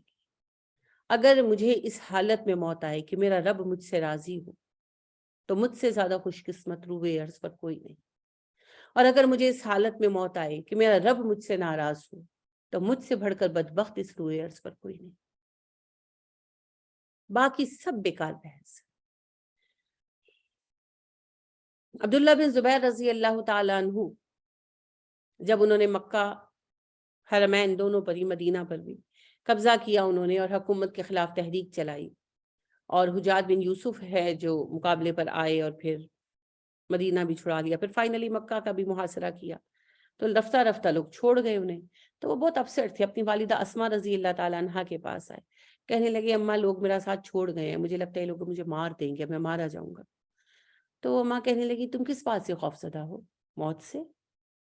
تو میرے بچے سنو، اگر تم حق پر جان دے رہے ہو تو روئے زمین پر تم سے بہتر کوئی انسان نہیں، اور اگر تم دنیا کی خاطر مر رہے ہو تو تم سے بدترین شخص دنیا پر کوئی نہیں۔ وہ کہنے لگے نہیں اماں، میں حق کے لیے جان دے رہا ہوں، مجھے یہ ڈر نہیں ہے، میں تو اس بات سے ڈرتا ہوں کہ مر جاؤں گا تو یہ لوگ میری لاش خراب کریں گے۔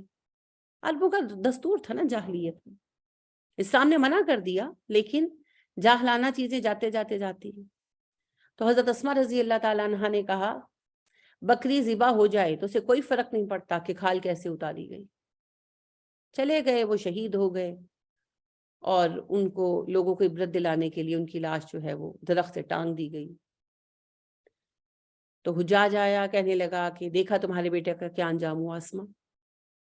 اسما رضی اللہ تعالیٰ عنہا کہنے لگی ہاں میں نے دیکھا، تم نے اس کی دنیا تباہ کر دی اور اس نے تمہاری آخرت۔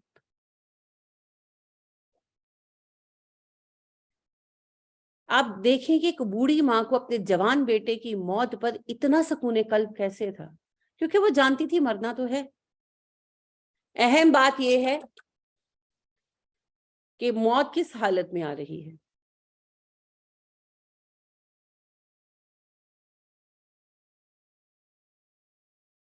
تو موت تو آنی ہے، کون دنیا میں سدا رہا ہے جو میں یا آپ یا ہماری اولادوں میں سے یا ہمارے پیاروں میں سے کوئی رہے؟ سب نے جانا۔ کل من علیہ فان وَيَبْقَى وَجْهُ رَبِّكَ ذُو الْجَلَالِ وَالْإِكْرَامِ، سب نے جانا ہے۔ بس اصل بات یہ ہے جو مرتے وقت حق پر قائم تھا، جو ایمان پر مر گیا، جو اس حالت میں مر گیا کہ اللہ اس سے راضی تھا، وہ دنیا کا سب سے بہترین انسان، اور جو اللہ کو ناراض کر کے مرا، بدترین شخص۔ تو اللہ بس ہمیں اس حالت میں موت دے کہ وہ ہم سے راضی ہو، آمین۔ وَإِن تُصِبْهُمْ حَسَنَةٌ يَقُولُ هَٰذِهِ مِنْ عِندِ اللَّهِ، اگر تمہیں کوئی بھلائی پہنچتی ہے، انہیں کوئی بھلائی پہنچتی ہے تو کہتے ہیں کہ اللہ کی طرف سے ہے۔ وَإِن تُصِبْهُمْ سَيِّئَةٌ، اگر انہیں کوئی تکلیف آتی ہے، يَقُولُ هَٰذِهِ مِنْ عِندِكَ، کہتے ہیں یہ آپ کی طرف سے آئی ہے۔ اصل میں سورہ نساء جو ہے یہ احد کے بعد اتری نا، تو احد کی جنگ ہار گئے تھے مسلمان، 70 مسلمان شہید ہوئے تھے، زخمی بہت زیادہ تھے، اور 70 گھر جو ہے ظاہری بات ہے بے یار و مددگار ہو گئے تھے۔ ایک چھوٹے سے قصبے میں جس کے گھروں کی تعداد 2-2.5 ہزار ہو، 70 گھروں کا بے آسرا ہونا بہت بڑا جھٹکا تھا۔ تو اب یہ باتیں کرتے آپس میں کہ جی پلاننگ نہیں صحیح کی، ہم بھی تو ایسے ہی کرتے ہیں نا، تو وہ پلاننگ صحیح نہیں کی، باہر جا کے نہ لڑتے تو نہ مرتے، نبی اکرم صلی اللہ علیہ وسلم کی جنگ حکمت عملی صحیح نہیں تھی، سو فورتھ ایسی باتیں کر رہے تھے، بد دلی پھیلانا مقصود تھا نا مسلمانوں میں۔ تو اللہ سبحانہ و تعالیٰ اس پر بات کر رہے ہیں کہ کوئی مصیبت آ جائے تو کہتے ہیں محمد کی وجہ سے آئی صلی اللہ علیہ وسلم، کوئی اچھا ہو جاتا ہے کام تو کہتے ہیں یہ اللہ کی طرف سے ہے، یعنی کہ بلیم کرنے کے لیے ہے نبی کریم صلی اللہ علیہ وسلم۔ ہم اپنے لیڈرز کے ساتھ ایسے کرتے ہیں نا، میں صحیح لیڈرز کی بات کر رہی ہوں، آج کل کی نہیں، یعنی کہ ایک فرض کریں کہ قرآن کلاس ہے، پڑھ رہے ہیں، ٹیچر ہے، جب تک کام اچھا ہو رہا ہے جی واہ واہ ہو رہی ہے، جیسے ہی کوئی کام ٹیچر نے کوئی فیصلہ کیا اور وہ غلط ہو گیا تو پھر پڑ جاتے ہیں سارے پیچھے۔ گھروں میں بھی ایسے ہوتا ہے، ابا جی بیچارے فیصلے کرتے رہتے ہیں، اب جو جہاں تک صحیح ہو گیا ابا جی ویری گڈ، ابا جی ویری نائس، جیسے ہی ایک فیصلہ غلط ہو گیا، کہیں فرض کرے پیسے انویسٹ کیے یا کچھ وہ ڈوب گئے یا کچھ اور ایسا ہو گیا تو بس یہ ابا جی نے عقل ہی نہیں، ابا جی تو بڈھے ہو گئے ٹائپ کی باتیں ہم کرتے ہیں۔ تو ہمارا مزاج ہے، ہر انسان کا ہے، لیکن مومنوں کا ایسا مزاج نہیں ہوتا، یہ منافقوں کا مزاج ہے۔ مومن کیا کہتے ہیں؟ انا للہ و انا الیہ راجعون، الذین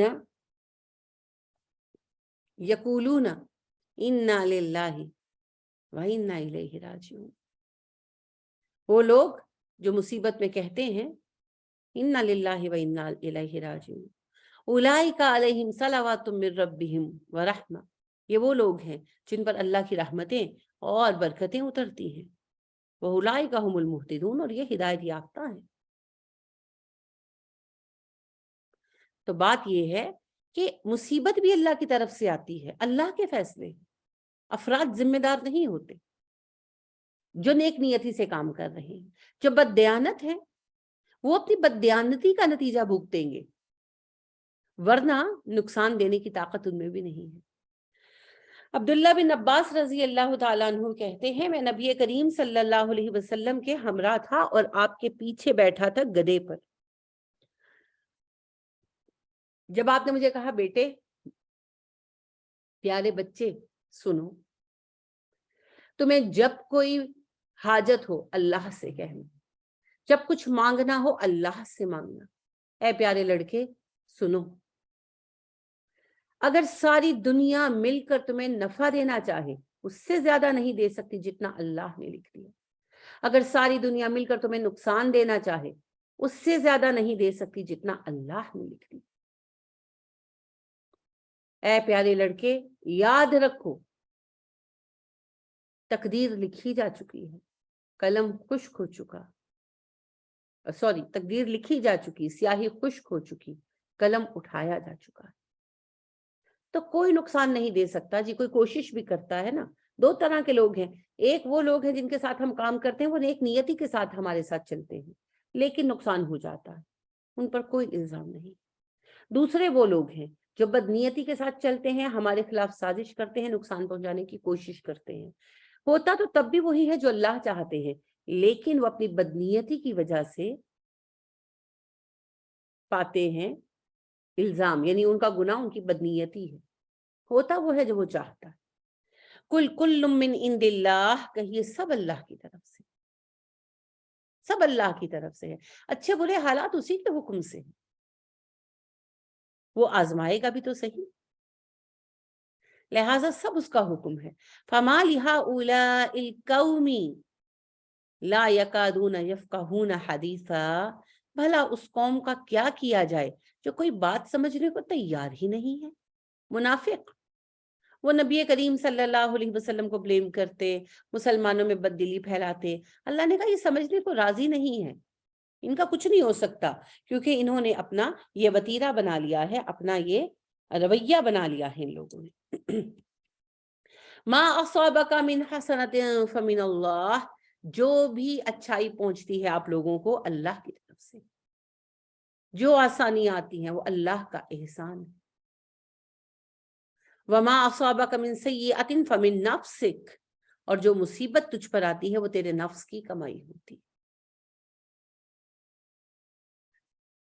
یعنی فرض کریں مسٹر اے کو ہارٹ اٹیک آتا ہے، وہ ڈاکٹر پہ یعنی ظاہر ہے لے کر جاتے ہیں ہاسپٹل، ڈاکٹر کہتے ہیں کہ جی دل کا ویلو بند ہو گیا ہے یا چربی چڑھ گئی ہے، کچھ بھی ایسا۔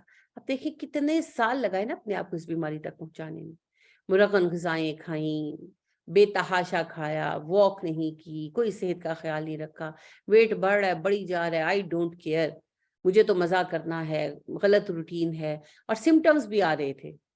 کبھی ہارٹ اٹیک ایسے سائلنٹ نہیں آتا نا، سائلنٹ ہارٹ اٹیک بھی سائلنٹ نہیں ہوتا، باڈی جو ہے نا وہ الارم دینا شروع کر دیتی ہے، پیروں کا سوجنا، سینے میں درد ہونا، بازو میں درد ہونا، سانس لینے میں دقت ہونا، چلتے ہوئے سانس چڑھنا، ان کی اس طرح کی بہت ساری علامتیں، ٹانگ میں درد ہونا، یہ چیزیں نظر آنی شروع ہو جاتی ہے، مگر پھر بھی ڈھیٹ بن کے لگے رہتے ہیں۔ اچھا بی پی بڑھنا، ڈاکٹر پہ جاتے ہیں، ڈاکٹر بھی کہتا ہے واک کریں، سادہ غذا کھائیں، ویٹ ریڈیوس کریں، آپ اوور ویٹ ہو رہے ہیں، ادھر سے سنتے ہیں ادھر سے نکالتے ہیں، زیادہ تکلیف ہوتی ہے تو دوائی لے لیتے ہیں، پھر نتیجہ نکلتا ہے ہارٹ اٹیک۔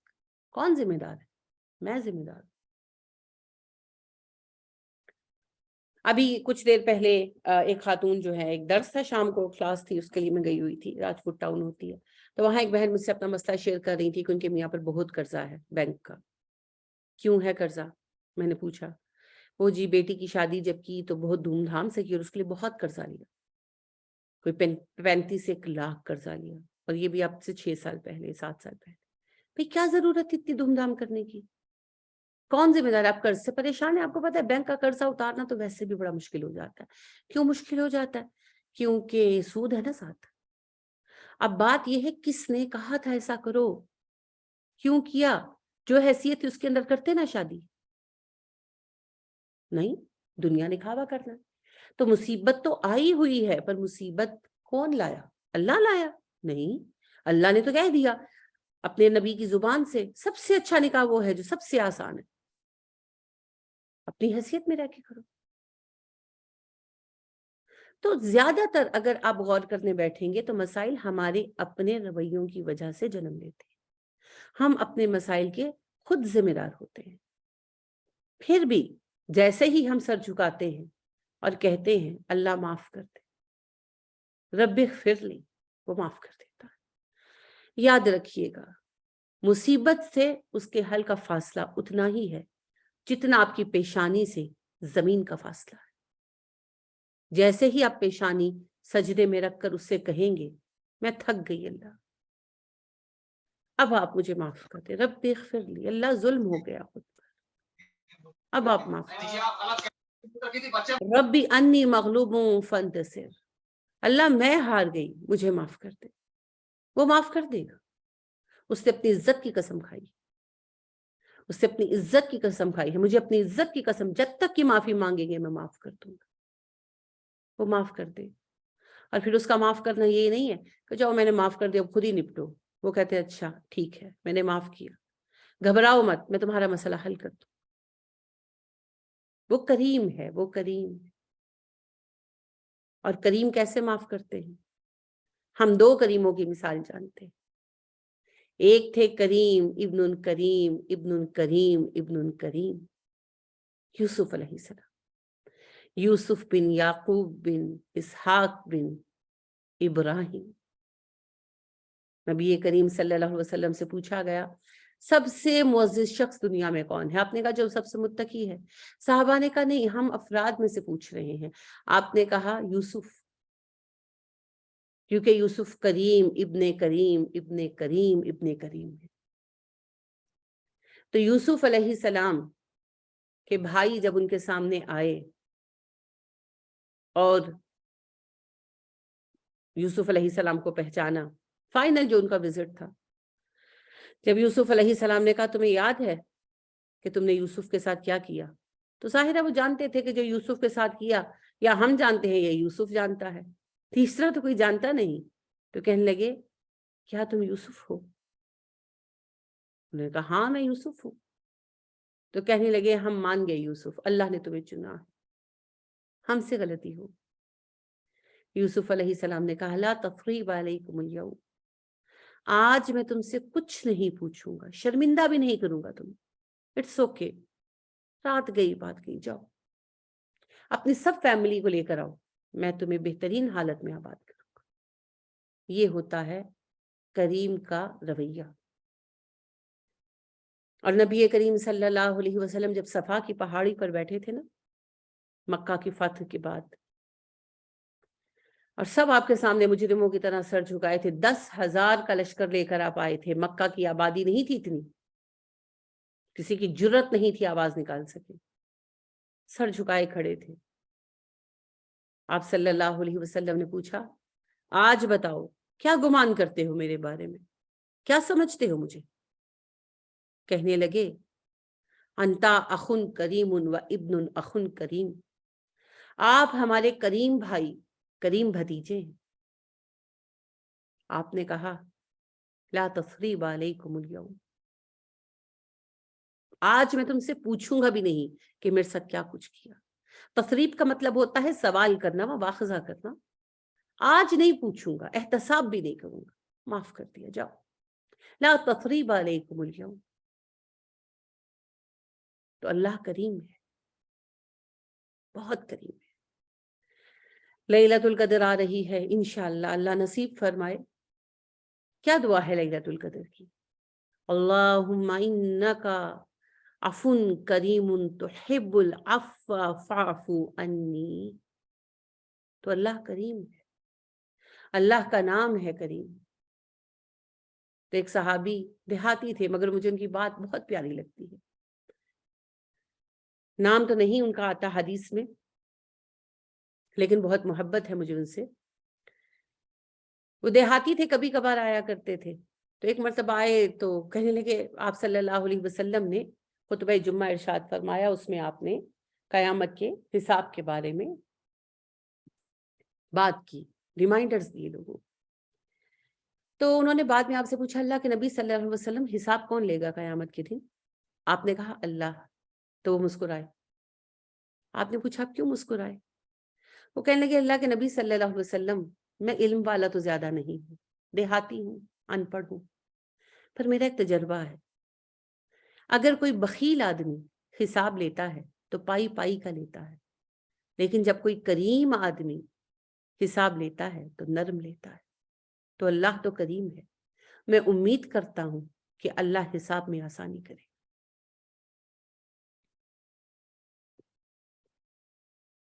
اللہم حاسبنا حسابا یسیرا، آمین.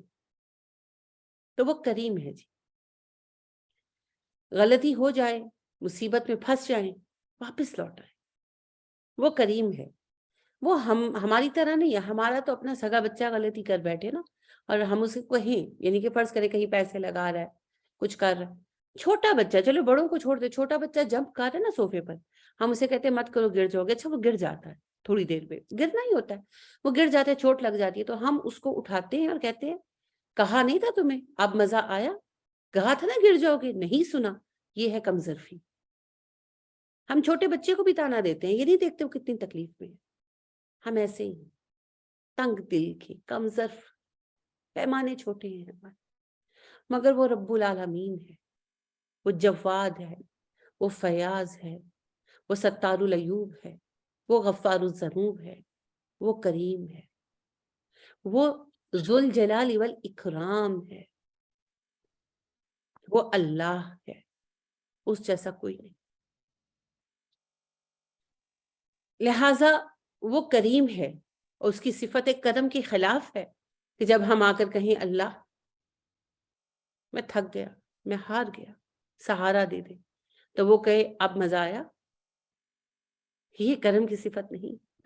لہٰذا وہ کبھی ایسا نہیں کہتا. جب کوئی جھک کر کہتا ہے میں تھک گیا اللہ، ربی انی مغلوب فانتصر، اللہ میں ہار گیا تو مدد فرما. مچھلی کے پیٹ میں کہتے ہیں یونس لا الہ الا انت سبحانک انی کنت من الظالمین، اللہ غلطی تو مجھ سے ہوئی ہے، گنہگار میں ہوں، پر اب پھنس گیا، تو معاف کر دے۔ اللہ کہتے ہیں اوکے فائن، ختم بات۔ تو جب آپ تھک جائیں، جب مسئلہ ناقابل حل ہو جائے تو اس کو پکاریں، اور میری بات یاد رکھیں، میں دہرا رہی ہوں، مشکل اور اس کے حل کے درمیان اتنا ہی فاصلہ ہے جتنا آپ کی پیشانی اور زمین کی خاک کے درمیان ہے۔ جتنی جلدی یہ پیشانی خاک پر رکھیں گے نا اس کے سامنے اور اس سے مانگیں گے، اتنی جلدی حل مل جائے گا۔ لہٰذا مصیبتیں ہم اپنی غلطیوں سے مول لیتے ہیں، وہ کریم ہے، وہ اپنی صفت کرم سے ہماری غلطیوں کے نتیجے میں پیدا ہونے والی الجھنیں بھی دور کر دیتا ہے، اور ہماری بے شمار غلطیوں کو تو وہ ویسے ہی کور رکھتا ہے، ہمیں ان کے نقصان پہنچنے نہیں دیتا۔ ابھی پاکستان کی بھی جو حالات ہے نا، آپ کو کیا لگتا ہے یہ چند حکمرانوں کی وجہ سے ہے؟ کیا آپ کو لگتا ہے کہ پہلے زمانے میں حکمران سارے کے سارے دیانتدار ہوتے تھے؟ نہیں، ایسا کبھی نہیں رہا۔ عہد نبوی میں بھی جب آپ بنفس نفیس موجود تھے، عبداللہ بن ابی جیسے لوگ حکومت کا حصہ تھے۔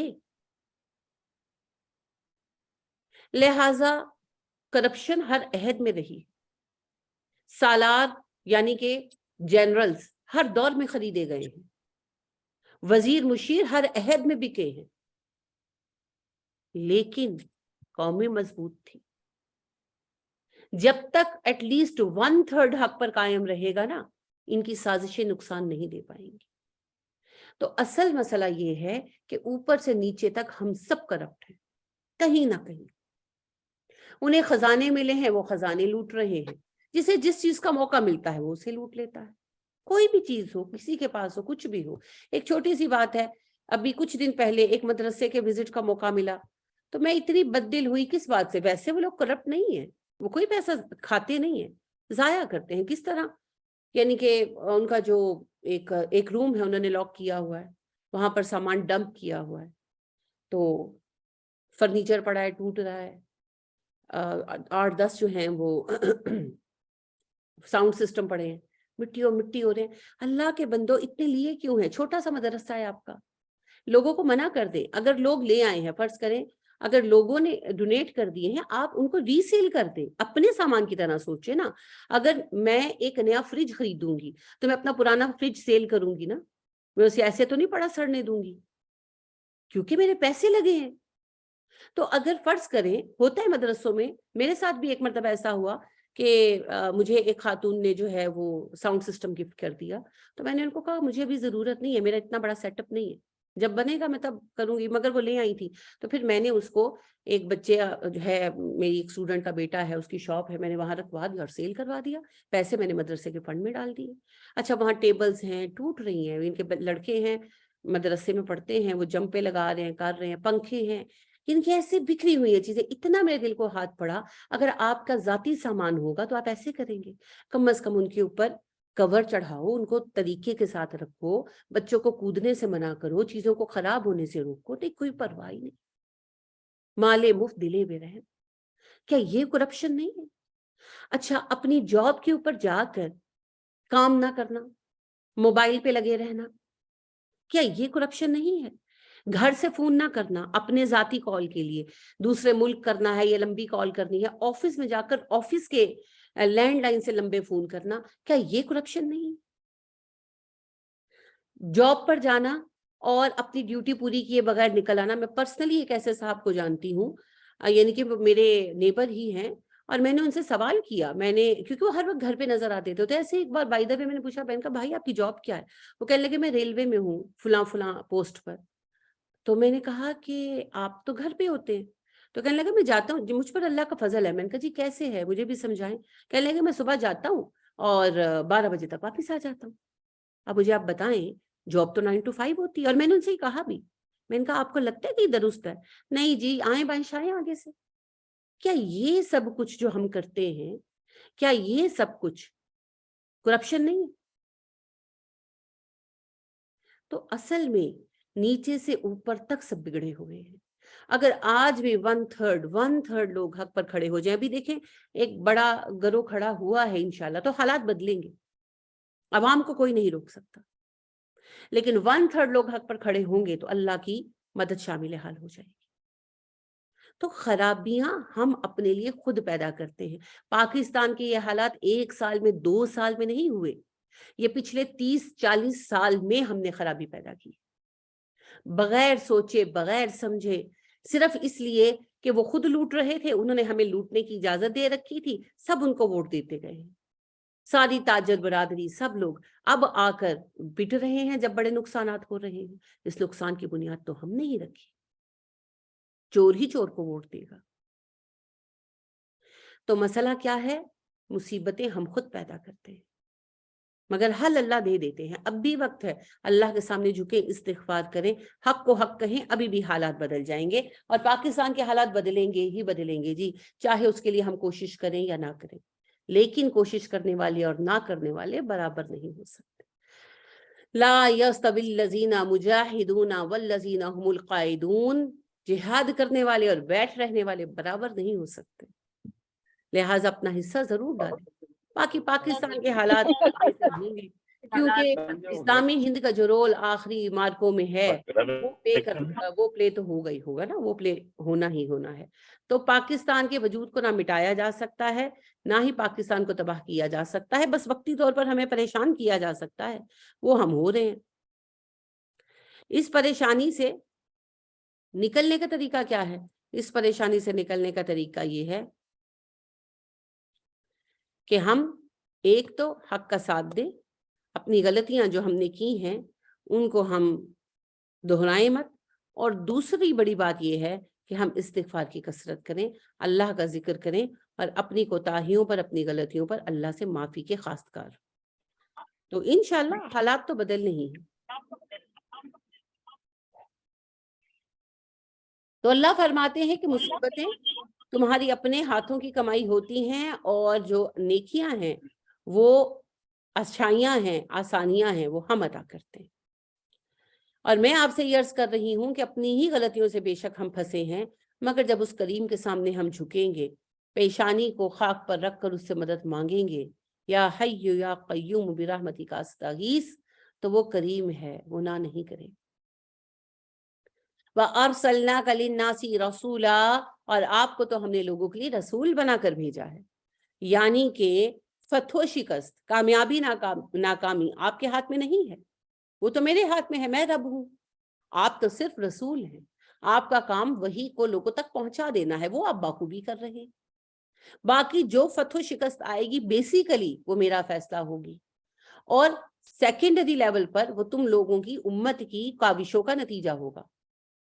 تو اچھا کام کیا تو شاباش ملے گی فتح کی شکل میں، اور غلطیاں کی تو شکست کی سزا ملے گی. اس کے لیے نبی کو بلیم نہیں کیا جا سکتا.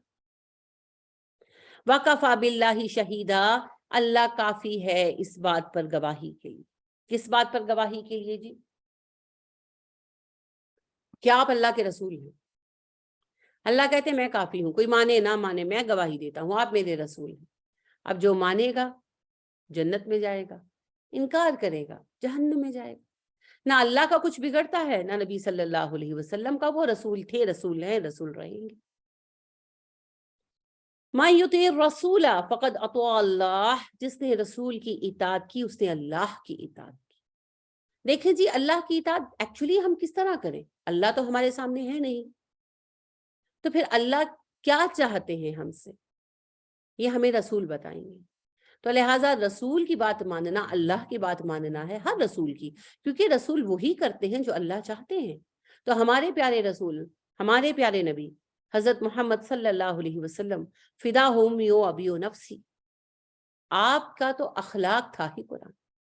اماں عائشہ سے جب پوچھا گیا اماں نبی صلی اللہ علیہ وسلم کے اخلاق کیسے تھے، اماں نے کہا آپ کے اخلاق تو قرآن تھے، آپ کو قرآن ناطق کہتے ہیں. آپ صلی اللہ علیہ وآلہ وسلم نے ہر وہ کام کیا جس کا اللہ نے حکم دیا، اور ہر وہ کام چھوڑ دیا جو اللہ نے منع کیا۔ آپ تو خیر کرتے ہی نہیں تھے، مگر اگر کوئی چیزیں ایسی تھیں جو الاؤڈ بھی تھی، بعد میں منع کر دی گئی، فوراً چھوڑ دی، ہر وقت راضی برضا۔ تو آپ صلی اللہ علیہ وسلم کے ہر حکم کو جب ہم مانیں گے، آپ کی جس سنت کو بھی ہم پورا کریں گے، دراصل ہم اللہ کا حکم مانیں گے، ہم اللہ کی راہ پر چلیں گے۔ تو اللہ کی اطاعت کا راستہ نبی کی اطاعت سے ہے۔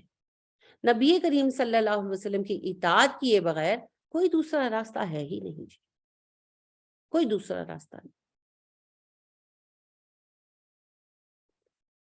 وما تولا، جس نے منہ موڑ لیا اس بات سے، فما ارسلناک علیہم حفیظا، تو ہم نے آپ کو ان پر نگران نہیں بنایا نبی صلی اللہ علیہ وسلم۔ یعنی کہ اگر کوئی کہتا ہے کہ میں آپ کو رسول نہیں مانتا، یا اگر کوئی کہتا ہے نہیں مجھے آپ کے طریقے پر چلنا نہیں پسند مجھے، تو اے نبی صلی اللہ علیہ وسلم آپ سے سوال نہیں ہونا، آپ ان پر نگران نہیں بنائے گئے کہ سب کو دین پر لے کر زبردستی چلے۔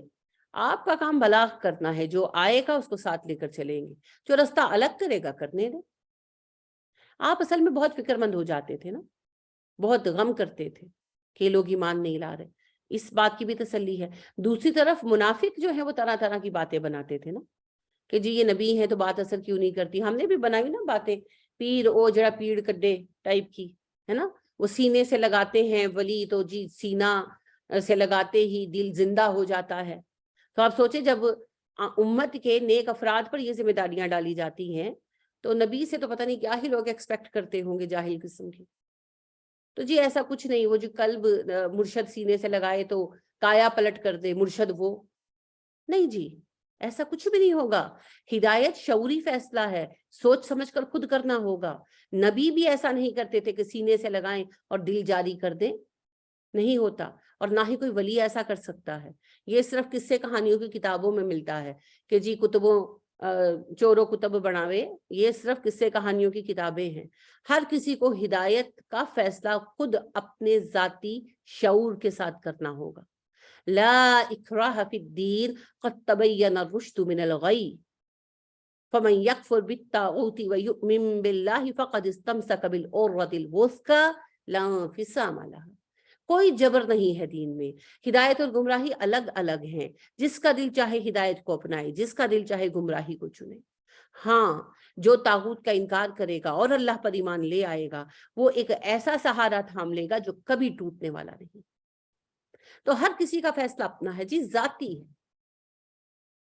لہٰذا کفار تو جو باتیں کرتے تھے، منافق زیادہ باتیں کرتے تھے، اور وہ باتیں لوگوں پر اثر بھی کر جاتی تھیں، بعض اوقات نو مسلموں پر یا بچوں کو اپسیٹ کر دیتی تھی، کیونکہ ظاہری بات ہے بظاہر تو وہ مسلمان ہی تھے نا، نمازیں پڑھتے تھے ساتھ، اور وہ ایسا جب کوئی فتنہ پیدا کرتے تھے تو ایک دفعہ جو ذرا کمزور تھے ایمان کے معاملے میں، یا نو مسلم تھے یا بچے تھے، تو وہ ہل بھی جاتے تھے۔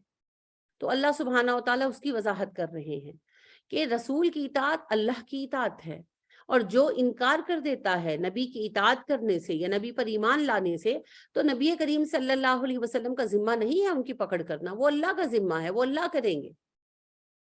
نبی کا ذمہ صرف بلاغ کرنا ہے، ہدایت دینا نہیں، تو اسے ان کے سر پر نہیں ڈالا جا سکتا۔ فور ایگزامپل ایک قرآن کلاس ہے، وہاں پر 10 لوگ پڑھنے آتے ہیں، تو سب ایک جیسا عمل تو نہیں کریں گے۔ اب اگر ان میں سے کوئی عمل نہیں کرتا، کوئی ظلم کرتا ہے کسی پر یا تنگ کرتا ہے، تو اس کا ذمہ دار قرآن کلاس کے ٹیچر کو نہیں ٹھہرایا جا سکتا کہ تم قرآن پڑھاتے ہو یہ بدلا کیوں نہیں۔ نہیں بھائی، بدلنا نہ بدلنا بندے کی نیت اور اللہ کی جو ہے نا عطا پر ہے، اور اللہ کی عطا اور فضل کا انحصار بندے کی دل کی حالت پر ہے، یعنی نیت پر ہے۔ جس کی نیت خالص ہوگی اللہ توفیق دیں گے۔ تو اس میں نبی کریم صلی اللہ علیہ وسلم کا ذاتی کوئی اختیار نہیں تھا، یہی بات یہاں بتائی جا رہی ہے۔ اللہ سبحانہ و تعالی ہمیں توفیق عطا فرمائے کہ ہم اللہ کے دین کی راہ میں کسی کی بات کی پرواہ نہ کریں، کسی کی ملامت کی فکر نہ کریں، اور بے فکر ہو کر، بے خطر ہو کر اللہ کے دین کی راہ پر چلیں۔ اللہ ہمیں اپنے بندوں میں شامل کرے، اور اللہ ہمیں ایسی موت عطا فرمائے جس میں اس کی رضا شامل ہو، یعنی ہم اس حالت میں مریں کہ وہ ہم سے راضی۔ آمین۔ اور اللہ ہمیں نبی کریم صلی اللہ علیہ وسلم کی اطاعت کرنے کی صحیح توفیق عطا فرمائے۔ کیونکہ اطاعت رسول ہی دین ہے جی. ایک لفظ میں اگر آپ کہیں نا دین, مجھے کوئی پوچھے کہ مجھے ایک جملے میں بتا دو دین کیا ہے, تو وہ ہے اطاعت رسول. جو نبی نے کیا کرو, جو نبی نے نہیں کیا اسے چھوڑ دو, بس 100% سیف, 100% جنت. تو اطاعت رسول, بس اللہ کی رضا کا نام ہے اطاعت رسول.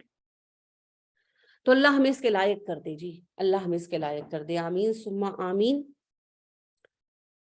کوئی سوال کرنا چاہیں, کوئی بات کہنا چاہیں؟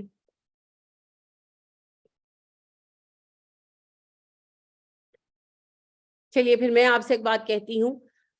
انشاءاللہ اللہ خیر فرمائے دورہ قرآن شروع ہونے والے ہیں. کل میں آپ کو ایگزیکٹ ڈیٹ وغیرہ بھی بتا دوں گی اور گروپ پہ بھی اپلوڈ کر دیں گے, تو ٹائمنگ بھی بتا دی جائیں گی. تو جو بھی جوائن کرنا چاہے وہ دورہ قرآن لائیو جوائن کر سکتا ہے. جو فزیکل آ سکے وہ فزیکل آ سکتا ہے, لیکن دورہ قرآن آپ سب نے ضرور کرنا ہے. رمضان میں انشاءاللہ جب دورہ قرآن آغاز ہو جائیں گے, اسپیشلی رمضان میں, بھی نہیں دورہ قرآن بے شک شروع ہو, کلاس چلے گی, رمضان میں کلاس آف کر دی جائے گی. رمضان کے بعد انشاءاللہ جو ہے عید کے فوراً بعد کلاس ری سٹارٹ ہو جائے گی. اور دورہ قرآن آپ سب نے لینا ہے, کمپلسری لینا ہے. 2 ٹائمنگ ہوں گی, میں ٹائمنگز بھی آپ کو انشاءاللہ بتا دوں گی, ڈیٹس بھی بتا دوں گی. لائیو بھی آئے گا, ریکارڈڈ بھی آئے گا. لیکن میں آپ سے کہوں گی کہ اگر آپ فزیکلی نہیں آ سکتے تو لائیو سیشن لیں, کیونکہ ریکارڈنگز پڑی رہ جاتی ہیں, سننے کا موقع نہیں ملتا. تو لائیو سیشن لیں. دورہ قرآن جو ہے سنت ہے اور اس کو ضرور پورا کریں. اللہ پاک آسانی فرمائے. آپ نے یہ بھی یاد رکھنا ہے کہ اگر آپ ہوں یا کوئی اور ایسا ہو جو فنڈز دینا چاہے, تو مدرسے کا کام بھی چل رہا ہے, اور خاص طور پر کوہ سلیمان کا. یعنی کہ شدید سردیوں میں تو وہ خاموش رہے ہیں, اور جیسے ہی فیبرری شروع ہوا ہے, دن میں مجھے 2 3 دفعہ ان لوگوں کی کالز آتی ہیں کہ ہمارے پانی کے پروجیکٹ پورے کرا دیں. اصل میں وہاں 12 پروجیکٹ تھے, 8 ہم نے کرائے, 4 رہ گئے. تو یہ سوال یعنی کہ وہ بہت شدت سے بار بار تقاضا کر رہے ہیں, اسکول کے لیے پوچھ رہے ہیں. میں صرف فی الحال ان کو یہی میسج آگے سے لکھتی ہوں کہ بھئی آپ دعا کریں, میں آپ کو جلد بتاؤں گی, کیونکہ I am out of money now. جو فنڈز تھے الحمدللہ وہ استعمال ہو چکے. اب ہمیں نئے سرے سے فنڈ ریزنگ کرنی ہوگی اس کام کو آگے بڑھانے کے لیے. تو یہ آپ نے ذہن میں رکھنا ہے. اس کے علاوہ کچھ یتیم بچے ہیں جن کا ہم لوگ ذمہ اٹھائے ہوئے ہیں, اس میں آپ پول کرنا چاہیں. کچھ مریض ہیں جن کے علاج کا خرچہ بیئر کرنا ہے, اس میں کوئی حصہ ڈالنا چاہے. اس میں زکوٰۃ صدقات سے بھی کچھ شامل ہو سکتا ہے.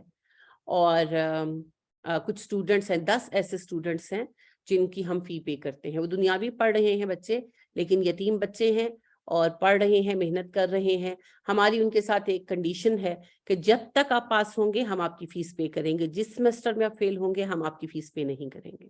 تو ابھی تک تو ان میں سے کوئی فیل نہیں ہوا, بلکہ بڑے اچھے نمبرز لینے والے بچے ہیں. تو ان کی فیسیں ہم پے کرتے ہیں, ان کو بکس لے کر دیتے ہیں, پیسے نہیں دیتے, فی پے کرتے ہیں, واؤچر ان کو دے دیتے ہیں اور بکس لے کر دیتے ہیں. اور اسکول کی ایسی چیزیں, کالج کی, ان میں سے کوئی بھی اسکول میں نہیں, سب کالجز کے بچے ہیں. تو 10 وہ بچے ہیں. کوئی ویسے ہی حصہ ڈالنا چاہے یا کوئی کسی ایک بچے کی ذمہ داری لینا چاہے, کچھ بھی آپ ایسا کر سکتے ہیں. الحمدللہ یہ چھوٹے چھوٹے سلسلے ہیں. ابھی ایک سلسلہ ہم نے اور شروع کیا ہے, ابھی ہم اس کو چھوٹے سے پیمانے پر شروع کر رہے ہیں, اس کو ہم تھوڑے بڑے پیمانے پر لائیں گے رمضان کے بعد, کیونکہ ابھی رمضان کی مصروفیات شروع ہو جانی ہے نا. لیکن میں آپ یہ نہیں کہ ہم رمضان میں کریں گے, نہیں کریں گے, مگر تھوڑا سا اس کو محدود رکھیں گے. یہ بڑا اہم کام ہے جی, درخت لگانا. پہلی بات تو یاد رکھیں کہ درخت صدقہ جاریہ ہے. ہم لوگوں میں تصور ہی نہیں رہا. درخت بہت بڑا صدقہ جاریہ ہے. ایک تو درختوں کی عمر بہت زیادہ ہوتی ہے, دوسرا درخت کا نفع بہت زیادہ ہوتا ہے. نبی کریم صلی اللہ علیہ وسلم نے فرمایا, لوگوں درخت لگانا صدقہ ہے. آپ صلی اللہ علیہ وسلم نے یہ بھی فرمایا, جس شخص نے ایک درخت لگایا, اس درخت میں جس پرندے نے گھر بنایا, اس درخت کے نیچے جس سائے میں جس انسان یا جانور نے آرام کیا, اس کے پھل سے جس نے بھوک مٹائی, سب تمہارے لیے صدقہ ہے. اور آپ کو پتا ہے آپ صلی اللہ علیہ وسلم نے آخری بات یہ کہی کہ اس سے جس نے جو نفع اٹھایا وہ تمہارے لیے صدقہ ہے. اب آپ کو پتا ہے کہ درخت کا نفع تو بہت بڑا ہے نا, درخت آکسیجن دے رہا ہے, ماحول کو صاف کر رہا ہے. کوئی اس کے نیچے بیٹھے یا نہ بیٹھے, نفع تو ہو رہا ہے. تو وہ بہت بڑا اکاؤنٹ ہے جی، بہت بڑا. صدقے کا یہ بہت بڑا ذریعہ ہے، اموات کے لیے صدقہ جاریہ کا بھی بہت بڑا ذریعہ ہے. اور ایک اور اہم بات یہ ہے، اپنے علاقے کی حفاظت کرنا، اپنے شہر کی، اپنے گھر کی، یہ بھی تو باعث اجر ہے. اب بات یہ ہے کہ ہمارا لاہور کس حال کو پہنچ گیا. جب ہم بچے تھے تو ہمارا لاہور ایسا تو نہیں تھا. اس کو اس حال تک پہنچانے میں حکومت کے ساتھ ساتھ ہم بھی ذمہ دار ہیں. سب کچھ نہ کچھ سب کا حصہ ہے جی. تباہی ایک طرفہ نہیں ہوتی. اب بات یہ ہے کہ لاہور کو بچانے کے لیے تقریباً 1 کروڑ درخت ریکوائرڈ ہے. یہ لاہور میں جو پولوشن ہے نا، سردیوں میں صحیح پتا چلتا ہے کہ لاہور کتنا پلوٹ ہو چکا ہے، گرے ہو جاتا ہے لاہور. تو ہمیں اس کو، لاہور کو گرے سے واپس گرین پہ لانا ہے، اور اس کے لیے 1 کروڑ درخت لاہور میں پلانٹ ہونے چاہیے. اب 1 کروڑ بہت بڑی تعداد ہے، بہت بڑی تعداد ہے، لیکن a journey of 1000 miles starts from a single step. مجھے نہیں پتا ہم کروڑ کی وہاں تک پہنچ پائیں گے یا نہیں، لیکن کہیں نہ کہیں تو پہنچیں گے نا. اور یہ سب کے لیے ہے. اب اس کو ہم شروع کر رہے ہیں انشاءاللہ، گرے لاہور ٹو گرین لاہور، خالصتاً اللہ کی رضا کے لیے. سڑکوں کی سائڈز پر جو گرین بیلٹس ہیں وہاں پر درخت لگائیں، سستا صدقہ ہے. اچھا، درخت وہ لگائیں جو ہمارے لوکل ہیں، خود بخود پل جانے والے. فینسی قسم کے پودے نہیں لگانے، وہ لگانے ہیں جو بڑھ جاتے ہیں. اس کی پوری تفصیل بھی انشاءاللہ میں آپ سے شیئر کروں گی، ابھی وقت کم ہے. اور سستے پودے لے کر لگانے ہیں، مہنگے مہنگے نہیں. اس میں آپ کے پاس 2 آپشنز ہیں. ایک تو آپ خود اپنے علاقے میں لگائیں، اپنی ہمسائیوں کو، اپنی فرینڈز کو شامل کریں، جہاں آپ رہتے ہیں وہاں پر لگائیں، باہر روڈز پہ لگائیں، کوئی بڑا مسئلہ نہیں ہے. لیکن جتنے درخت لگائیں ہمیں ضرور بتائیں، کیونکہ ہم جو اکاؤنٹ شروع کریں گے ہم اس میں ایڈ کرتے جائیں گے. اس سے حوصلہ افزائی ہوتی ہے اور پتہ چلتا ہے ایک ٹارگٹ جو ہے لاہور کو سیو کرنے کا وہ 1 کروڑ ہے. تو ہمیں یہ تو پتہ چلے ہم نے 10,000 لگائے، 100 لگائے، 50 لگائے، لاکھ لگائے، کہاں تک پہنچے، کچھ تو پھر پتہ چلتا ہے نا سفر کتنا طے ہوا. دوسری بات یہ ہے کہ اس میں دوسروں کو بھی دعوت دیں، اپنے ساتھ شامل کریں. اور جو خود کسی بھی سبب سے نہیں نکل سکتے، یا وہ لاہور سے باہر رہتے ہیں اور وہ لاہور کو ہیلپ کرنا چاہتے ہیں، کیونکہ ہم سب کا شہر ہے یہ، تو وہ فنڈ جو ہے بھیج سکتے ہیں، یہ بتا کر کے یہ شجر کاری کے لیے ہے، پودوں کے لیے ہے، وہ پھر پودوں میں ہی شامل کیا جائے گا. تو یہ مہم بڑی ہے، لیکن بڑے بڑے کام چھوٹے چھوٹے لوگ کر جاتے ہیں جب ان میں عزم ہوتا ہے. تو ایک مصعب بن نمیر رضی اللہ تعالیٰ عنہ مدینہ آئے تھے اور پورے مدینہ کو مسلمان کر لیا تھا. میں مانتی ہوں کہ ہمیں مصعب رضی اللہ تعالیٰ عنہ جیسی استقامت تو نہیں ہے، لیکن بہرحال کچھ نہ کچھ تو ہم بھی کر سکتے ہیں. تو ہمت کرنی ہے، کام کرنا ہے، اور اپنے شہر کو خود بچانا ہے. سب کچھ کرنے کے لیے حکومتیں نہیں چاہیے ہوتی، ہمیں کر کے دکھانا ہے اور ہم کر سکتے ہیں. تو لہٰذا تیار ہو جائیں، اور اس مہم میں آپ نے میرا بھرپور ساتھ دینا ہے. اللہ کریم ہمیں اس میں کامیاب کر دے، اور اللہ کرے کہ ہم یہ کام کر گزریں. آمین. کوئی سجیشن دینا چاہے، کچھ کہنا چاہے تو یو آر موسٹ ویلکم. السلام علیکم باجی. وعلیکم السلام ورحمۃ اللہ. جی باجی، میں نے کہنا تھا کہ اگر آپ کے لیے ایزی ہے نا، تو جب آپ دورہ قرآن کرائیں تو پھر وہ اس طرح کا ٹائم رکھیں نا، جیسے یہاں پہ لندن میں آفٹرنون ہو، تو وہ میرے لیے بڑا صحیح رہے گا. اگر ہم سب سے پوچھ لیں، اگر وہ سارے اگری ہوتے ہیں تو آئی ریئلی اپریشیٹ. الحمدللہ، کوئی مسئلہ نہیں ہے. میں ابھی آپ کو کچھ کہہ نہیں سکتی. آپ کا ہمارا ٹائم کا کافی فرق ہے. کتنا فرق ہے آپ کے ہمارے ٹائم کا؟ 5 hours. 5 hours. یعنی ہمارے یہاں 10 بجے ہوں گے جب تو آپ کے وہاں 11 12 1 2 3 بجے ہوں گے، رائٹ؟ جی جی بھائی. ہاں، تو ہمارا جو ایک دورہ قرآن ہے وہ ہاں جی، پاکستانی ٹائم کے مطابق 10 بجے سے 12 بجے ہوگا نا، تو وہ آپ کا 3 to 5 کا ٹائم ہو جائے گا. نہ ٹھیک ہے، مجھے لگتا ہے کہ یہ ٹائم ٹھیک ہے. 5 کا ٹائم ہوگا. یہ اب آپ یو کے والے ہیں, اب آپ آپس میں ڈیسائیڈ کریں. پاکستان میں صبح کا اے ایم کا جو ٹائم ہے ہمارا 10 سے 12 کا ہے دورہ قرآن کا. اب وہ یو کے میں کیا ٹائم ہوگا؟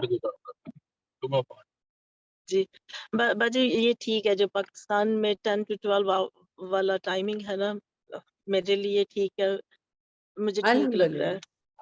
ہاں, آپ لوگوں کو لنک مل جایا کرے گا تو آپ انشاءاللہ جوائن کریں. جو ہماری 2 ٹائمنگز ہیں, ایک ٹائم جو ہے وہ ہمارا ذرا ارلی کا جائے گا, فجر کے بعد کا, تو وہ آپ لوگوں کو سوٹ نہیں کرے گا, مجھے علم ہے. جو ہے ہمارا 10 سے 12 والا ٹائم انشاءاللہ وہ میری اوورسیز بہن بھائیوں کو سوٹ کرے گا, کیونکہ وہ آپ لوگوں کے ایوننگ ٹائمنگز ہوں گے نا سب کے انشاءاللہ. جی جی, اور وہ افطاری کا ٹائم بھی اس کے بعد سے شروع ہوئے گا نا, جو ہم نے تیاری وغیرہ کرنی ہوگی, بالکل تو پرفیکٹ انشاءاللہ. انشاءاللہ انشاءاللہ. باجی ایک سیکنڈ, وہ بھی 10 AM to 12 PM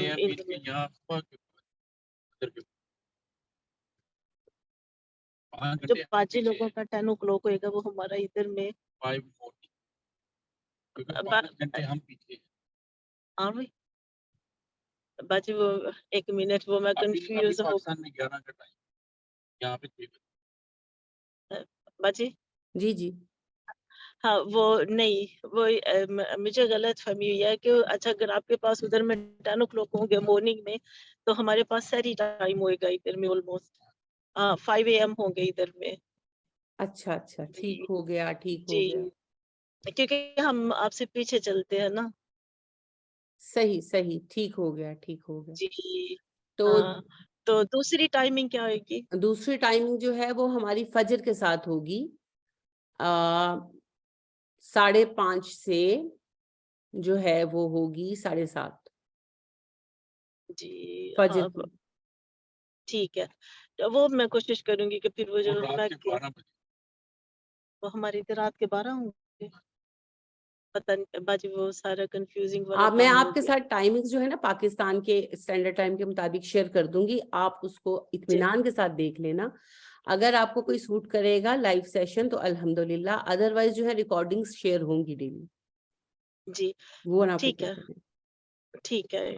وہ اصل انشاءاللہ میں لائف کا اپنا مزہ ہوتا ہے نا. نہیں, لائف کا بہت مزہ ہوتا ہے, آپ صحیح کہہ رہے ہو. تو انشاءاللہ ابھی چونکہ ٹائم ڈیسائیڈ ہو چکے ہیں تو تھوڑی دقت ہوگی. نیکسٹ ٹائم انشاءاللہ میں اس بات کو ذہن میں رکھوں گی. ایکچولی مجھے انشاءاللہ بھی نہیں آئیڈیا تھا, کیونکہ یو کے کا جو ٹائم ہے کہ واقعی آپ لوگ پیچھے چل رہے ہیں. حالانکہ میری بہن یو کے ہوتی ہیں اور ہم ان کو فون کرتے ہیں تو آئیڈیا ہے, یہ تو ہے آئیڈیا دن رات کے فرق کا, لیکن آپ کا پیچھے چل رہا ہے. صحیح بات ہے, ابھی وہاں دن چڑھا ہوا ہے آپ کے. جی جی باجی, ابھی تو ہمارا 10:06 بنا. باجی ایک یہ بات میرے ہسبینڈ پوچھنا چاہ رہے ہیں, 1 منٹ کیا ہے پانی کا بھی جو بات کتنا اس پہ ہے. وہ باجی کیا میرے ہسبینڈ کہہ رہے ہیں کہ وہ جو پانی کا کتنا خرچہ رہ گیا ہے. میں اس کے جو ہے نا ہمارے 4 پروجیکٹس ہیں اصل میں, میرے پاس ان سب کی جو ہیں وہ بنی ہوئی ہیں, ایسٹیمیٹ جو ہیں ان کے بنے ہوئے ہیں, لیکن وہ جو ہے میرے پاس حساب سارا, وہ آپ سمجھ سکتے ہیں 6 ماہ پہلے کا ہے نا. تو 6 ماہ میں پاکستان میں قیمتوں میں بہت ریز آیا ہے. تو میں نے کل ہی جو ہے ان سے بات کی ہے کہ مجھے دوبارہ جو ہے نا آپ بنوا کر بھیجیں, کیونکہ وہاں پر لگتے ہیں سولر, تو سولر کی قیمتیں کافی جو ہے نا فرق پڑ گئی ہیں. اور ٹرانسپورٹیشن دوسرا بڑا خرچہ ہوتا ہے, کیونکہ ہم لے کر جاتے ہیں ایگزیکٹلی پہاڑ کے اوپر, جی 5000 فیٹ ابو ہے, تو ظاہری بات ہے کہ جی جی وہ بہت اس کا ہمیں خرچہ آتا ہے. تو پیٹرول بھی بہت بڑھ گیا, دوسرے اعتبار سے ٹرانسپورٹیشن کا بھی فرق پڑ گیا ہے. تو وہ جو ہے نا جی انشاءاللہ وہ مجھے 1 کا دن میں بنوا کر شیئر کر دیں گے بلز جو ہیں, تو وہ پھر جو ہے میں شیئر کروں گی, تاکہ ابھی جو ہے نا فرق کافی پڑ گیا ہوگا, تو وہ فرق جو ہے وہ پھر مینیج جی کرنا مشکل ہو جائے گا. تو میں پھر وہ بنوا لوں, نئے جی بلز 1-2 دن میں آتے ہیں, پھر میں انشاءاللہ وہ گروپ میں شیئر کروں گی. پھر جو جس طرح اس میں کنٹریبیوٹ کرنا چاہے گا وہ پھر اپنے حساب سے دیکھ لے گا انشاءاللہ. اور جو بھی کرنا چاہے بالکل اطمینان رکھے, میں خود جا کر کرواتی ہوں, میں پیسے کسی کو نہیں دیتی, کسی کو بھی نہیں دیتی. میں جتنے بھی کام ہوتے ہیں خود پرسنلی جا کے کرواتی ہوں. انشاءاللہ ابھی رمضان میں فوڈ ڈسٹریبیوشن بھی ہوگی, ویسے تو ماشاءاللہ پاکستان کے حالات اچھے ہیں، ایسے نہیں ہیں جیسے آپ ٹی وی پر دیکھتے ہیں، لیکن ایسے ہمارے مساکین بہن بھائی ہیں جن کو رمضان میں دقت ہوتی ہے، تو فوڈ پیکس جو ہیں وہ ہم ڈسٹریبیوٹ کرتے ہیں. بس اللہ قبول فرمائے، جو جس میں جیسے پارٹیسپیٹ کرنا چاہے. آپ کا اپنا ادارہ ہے، آپ کر سکتے ہیں. ٹائمنگز میں آپ لوگوں کے ساتھ پوری ڈیٹیل کے ساتھ شیئر کر دوں گی گروپ میں، پھر آپ کیلکولیٹ کر لیجئے گا. تو انشاءاللہ نیکسٹ ٹائم میں یہ ذہن میں رکھوں گی کہ ایک ہمارا دورہ قرآن سیشن ایسے ٹائم میں ہو جو ہمارے اوورسیز بہن بھائیوں کو بھی سوٹ کرے انشاءاللہ. اور اگر زیادہ مسئلہ ہوگا تو پھر ہم یہ کریں گے کہ رمضان میں ہم اپنی ایوننگ کی والی جو کلاس ہے اس کو ریگولر کر لیں گے 1 گھنٹے کے لیے. یعنی کہ ہم ڈیٹیل نہیں پڑھیں گے، ہم 1 گھنٹے کے لیے جو ہے اسپیشل ایک کلاس رکھ لیں گے اوورسیز کے لیے. لیکن اس کے لیے پہلے مجھے یہ بتائیں گے آپ لوگ کہ کتنے لوگ لینے کے لیے راضی ہیں، یعنی کہ تیار ہیں. تو ہم ایک اسپیشل دورہ قرآن کر لیں گے اوورسیز کے لیے نائٹ ٹائم میں.